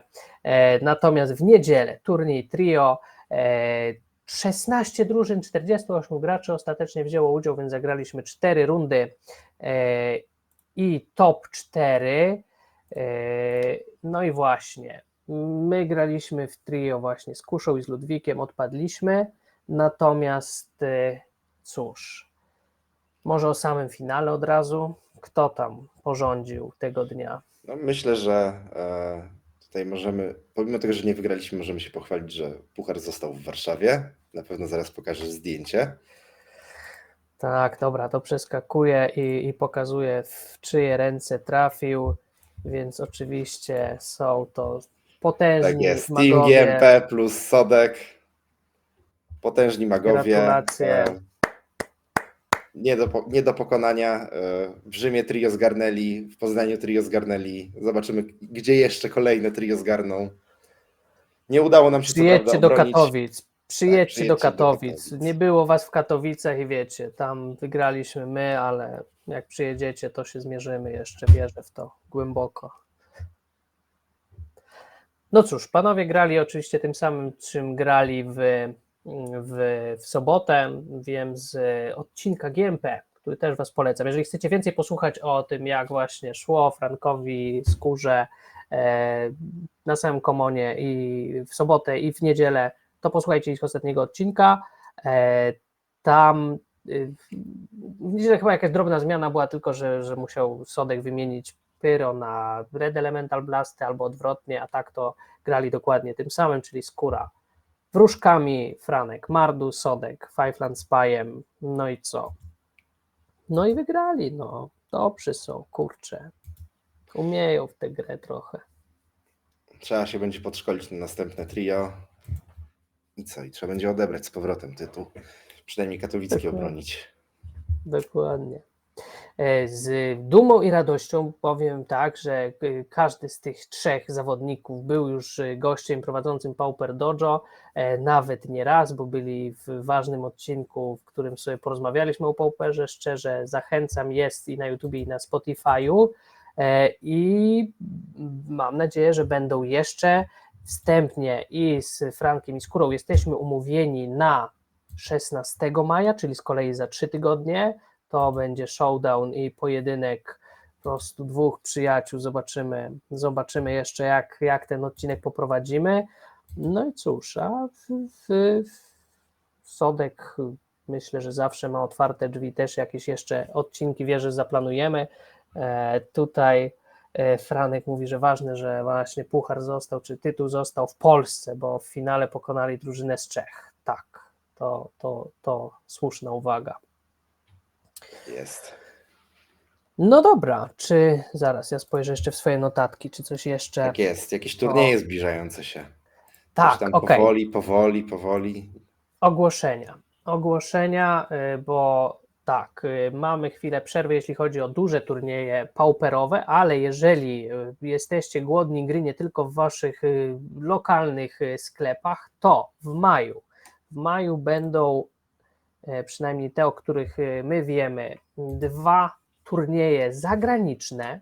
17 maja wyjątkowo nałożył się i turniej w Lipsku, to jest Common Course Leipzig, czyli Lipsk, no kawałek, oraz jest turniej IPT w Pradze 17 maja. Dalej, czerwiec, z kolei 3 turnieje się nałożyły jednego dnia. 14 czerwca mamy Pyrkon, czy no ten weekend 14, 15, może nawet 13, 15, bo chyba Pyrkon jest 3-dniowy, oczywiście wielki event, po prostu fantazy, cosplayerowy, planszówkowy. Jeżeli tylko jesteście fanami, to myślę, że to jest w ogóle obowiązkowy event, a także będzie dużo turniejów magicowych, w tym pauperowe, więc będzie co robić. Można się wybrać do Poznania, można się wybrać też 14 czerwca z kolei do Gdańska, tam będzie przy okazji chyba RCQ w Modernie. Będzie Free City Challenge. Tak Free zwane. City Challenge w słynnym Kinguin Lounge, będzie też Pauper jako side event, ale jest tam promowany, bo on jest tam na plakacie wypisany jako plus, a tych side eventów tam jest kilka, więc... I tutaj myślę, że ważna rzecz, bowiem event jest zaplanowany co prawda na 32 osoby, ale z tego, co rozmawiałem wczoraj z Frankiem, istnieje możliwość, żeby powiększyć te liczby osób, bo zazwyczaj mają miejsce. Więc spokojnie możecie się zapisywać, a nawet jeżeli nie jesteście zapisani, ale będziecie jechać, to jakby dawajcie znać tam organizatorom, że może jakby nie poszło mi na mainie, ale chciałbym zagrać pauperka, to może ogarną coś tam więcej. I tu też Dokładnie spoiler, tak. bardzo prawdopodobne, że uda nam się obu pojechać. Dokładnie tak. Zaciekawiło nas to. Ja zawsze chciałem to Kinguin Lounge obejrzeć. Przy okazji też może popatrzeć, jak tam ludzie cisną Moderna, więc planujemy się wybrać. Tak, ekipa Pauper Dojo, ekipa CBZPL z Warszawy wystawi reprezentację, więc jedziemy. Trzeci turniej, który jest dokładnie w tym samym terminie, to jest turniej w Rzeszowie. Turniej specjalny organizowany przez Hakę z okazji jego urodzin. Będzie można zagrać w taki nietypowy sposób. czyli będą deczki przez niego wybrane i będą losowane, czyli jedziecie i nie wiecie, czym będziecie grali, bo to przed każdą rundą będzie po prostu losowo dobierane z puli. Można zaryzykować, jeżeli Gdańsk ani Poznań wam nie po drodze, może zawitacie do Rzeszowa. No i tak, i w czerwcu przed wakacjami jeszcze jest Paprykarz, czyli weekend 28-29 czerwca, Paprykarz w Warszawie, też na pewno będzie duży turniej Commona, znaczy tego Paupera, więc zapraszamy, jak zwykle na Paprykarzach dużo się dzieje, jest fajna atmosfera, więc Także myślę, że będą warto. grane biedaki, jak Będą zwykle. grane biedaki na dopalaczach. I cóż, przed wakacjami to tyle, bo zapowiadany Paupergedon będzie w pierwszy weekend lipca. 4-6 lipca Paupergedon w miejscowości Lubka koło Pizy i tutaj no, ja jestem ogromnie ciekaw, co to będzie, bo w lekko było 751 graczy, chyba tyle ostatecznie i to był turniej wyprzedany, tam po prostu bilety się rozeszły momentalnie. Tak organizatorzy zapowiadali, że na kolejnym właśnie w tej miejscowości Lubka będą mieli przewidziane 1500 miejsc, czyli 2 razy więcej, więc albo tu liczą po prostu na totalny rekord frekwencyjny, że to będzie po prostu taka masa ludzi, albo po prostu postanowili sobie za punkt honoru, żeby każdy, kto chciał, to będzie i po prostu te miejsca się nie wyczerpią. Tak, no ostatnio też były problemy, ludzie bardzo narzekali, że bilety z puli Open, praktycznie ich nie było, bardzo szybko się wyprzedały. Teraz do lekko było chyba tylko 50 biletów w puli Open, 700 było w puli dla lig, więc jeżeli ktoś akurat tak jest, że nie przynależy do żadnej ligi, bo u niego nie ma, tak, to praktycznie nie miał szans na dostanie tego biletu. Więc LPI wziął sobie za punkt honoru, żeby więcej osób miało opcję pojechania na Paupergedon. Zobaczymy. Wakacyjny Paupergedon zawsze był tym najmniej obleganym, no ale może większa miejscówka, większa popularność, może tym razem przebijemy rekord z lekko. Tak, więc no oczywiście też Paupergedon, wielkie święto Paupera. Myślę, że mocna ekipa z Polski pojedzie. No i cóż, w najbliższym czasie to tyle, w dalszej perspektywie jeszcze oczywiście pod koniec sierpnia Mistrzostwa Polski Paupera organizowane przez pana Ale Myszkę. to jeszcze dużo czasu. Tak, jeszcze dużo czasu, we wrześniu natomiast w połowie września mniej więcej Common Katowice. Jeszcze do ustalenia To- konkretny termin. Tak. A w ten Jeżeli weekend wiecie- kibicujemy Polakom w Bolonii.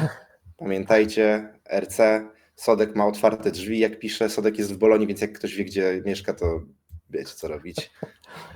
Otwarte drzwi, otwarte serce. Super.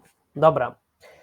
Na dzisiaj to chyba tyle, czyli tak, przypominamy, za tydzień jest przerwa, jest majówka, nie będzie Pauper Dojo, za 2 tygodnie jest trening z Sensejem, poprowadzi Aimer, zwycięzca Common Poznań, za 3 tygodnie odcinek ja, Skóra i Franek, będzie grane i cóż, na dzisiaj to tyle. Przypominamy jeszcze raz o tych subskrypcjach, możecie klikać, odnawiać na co miesiąc, coś tam to daje, więc jak macie subskrypcję Prima, bo o nich mówimy, subskrypcję Prima, to je nam prosimy, przedłużajcie. Na dzisiaj już definitywnie to tyle. Bardzo Wam wszystkim dziękujemy wszystkim dzwoniącym. Jeszcze raz przypomnijmy, że zadzwonili do nas ze swoimi opiniami Skóra, Franek, Sodek, Bombaj, Chmielu, Proboszcz, Burek i Czaczmen. Panowie, było to bardzo fajne. Mam nadzieję, że i widzom się spodobało i może w przyszłości będziemy to powtarzać przy różnych okazjach, jakichś zmian, jakichś po prostu afer w Pauperze, w Magicu, bo wydaje mi się, że było to coś dobrego. Dziękujemy komentującym. Na dzisiaj się żegnamy i mam nadzieję, że widzimy w kolejnym Pauper Dojo. Trzymajcie się ciepło. Ciao.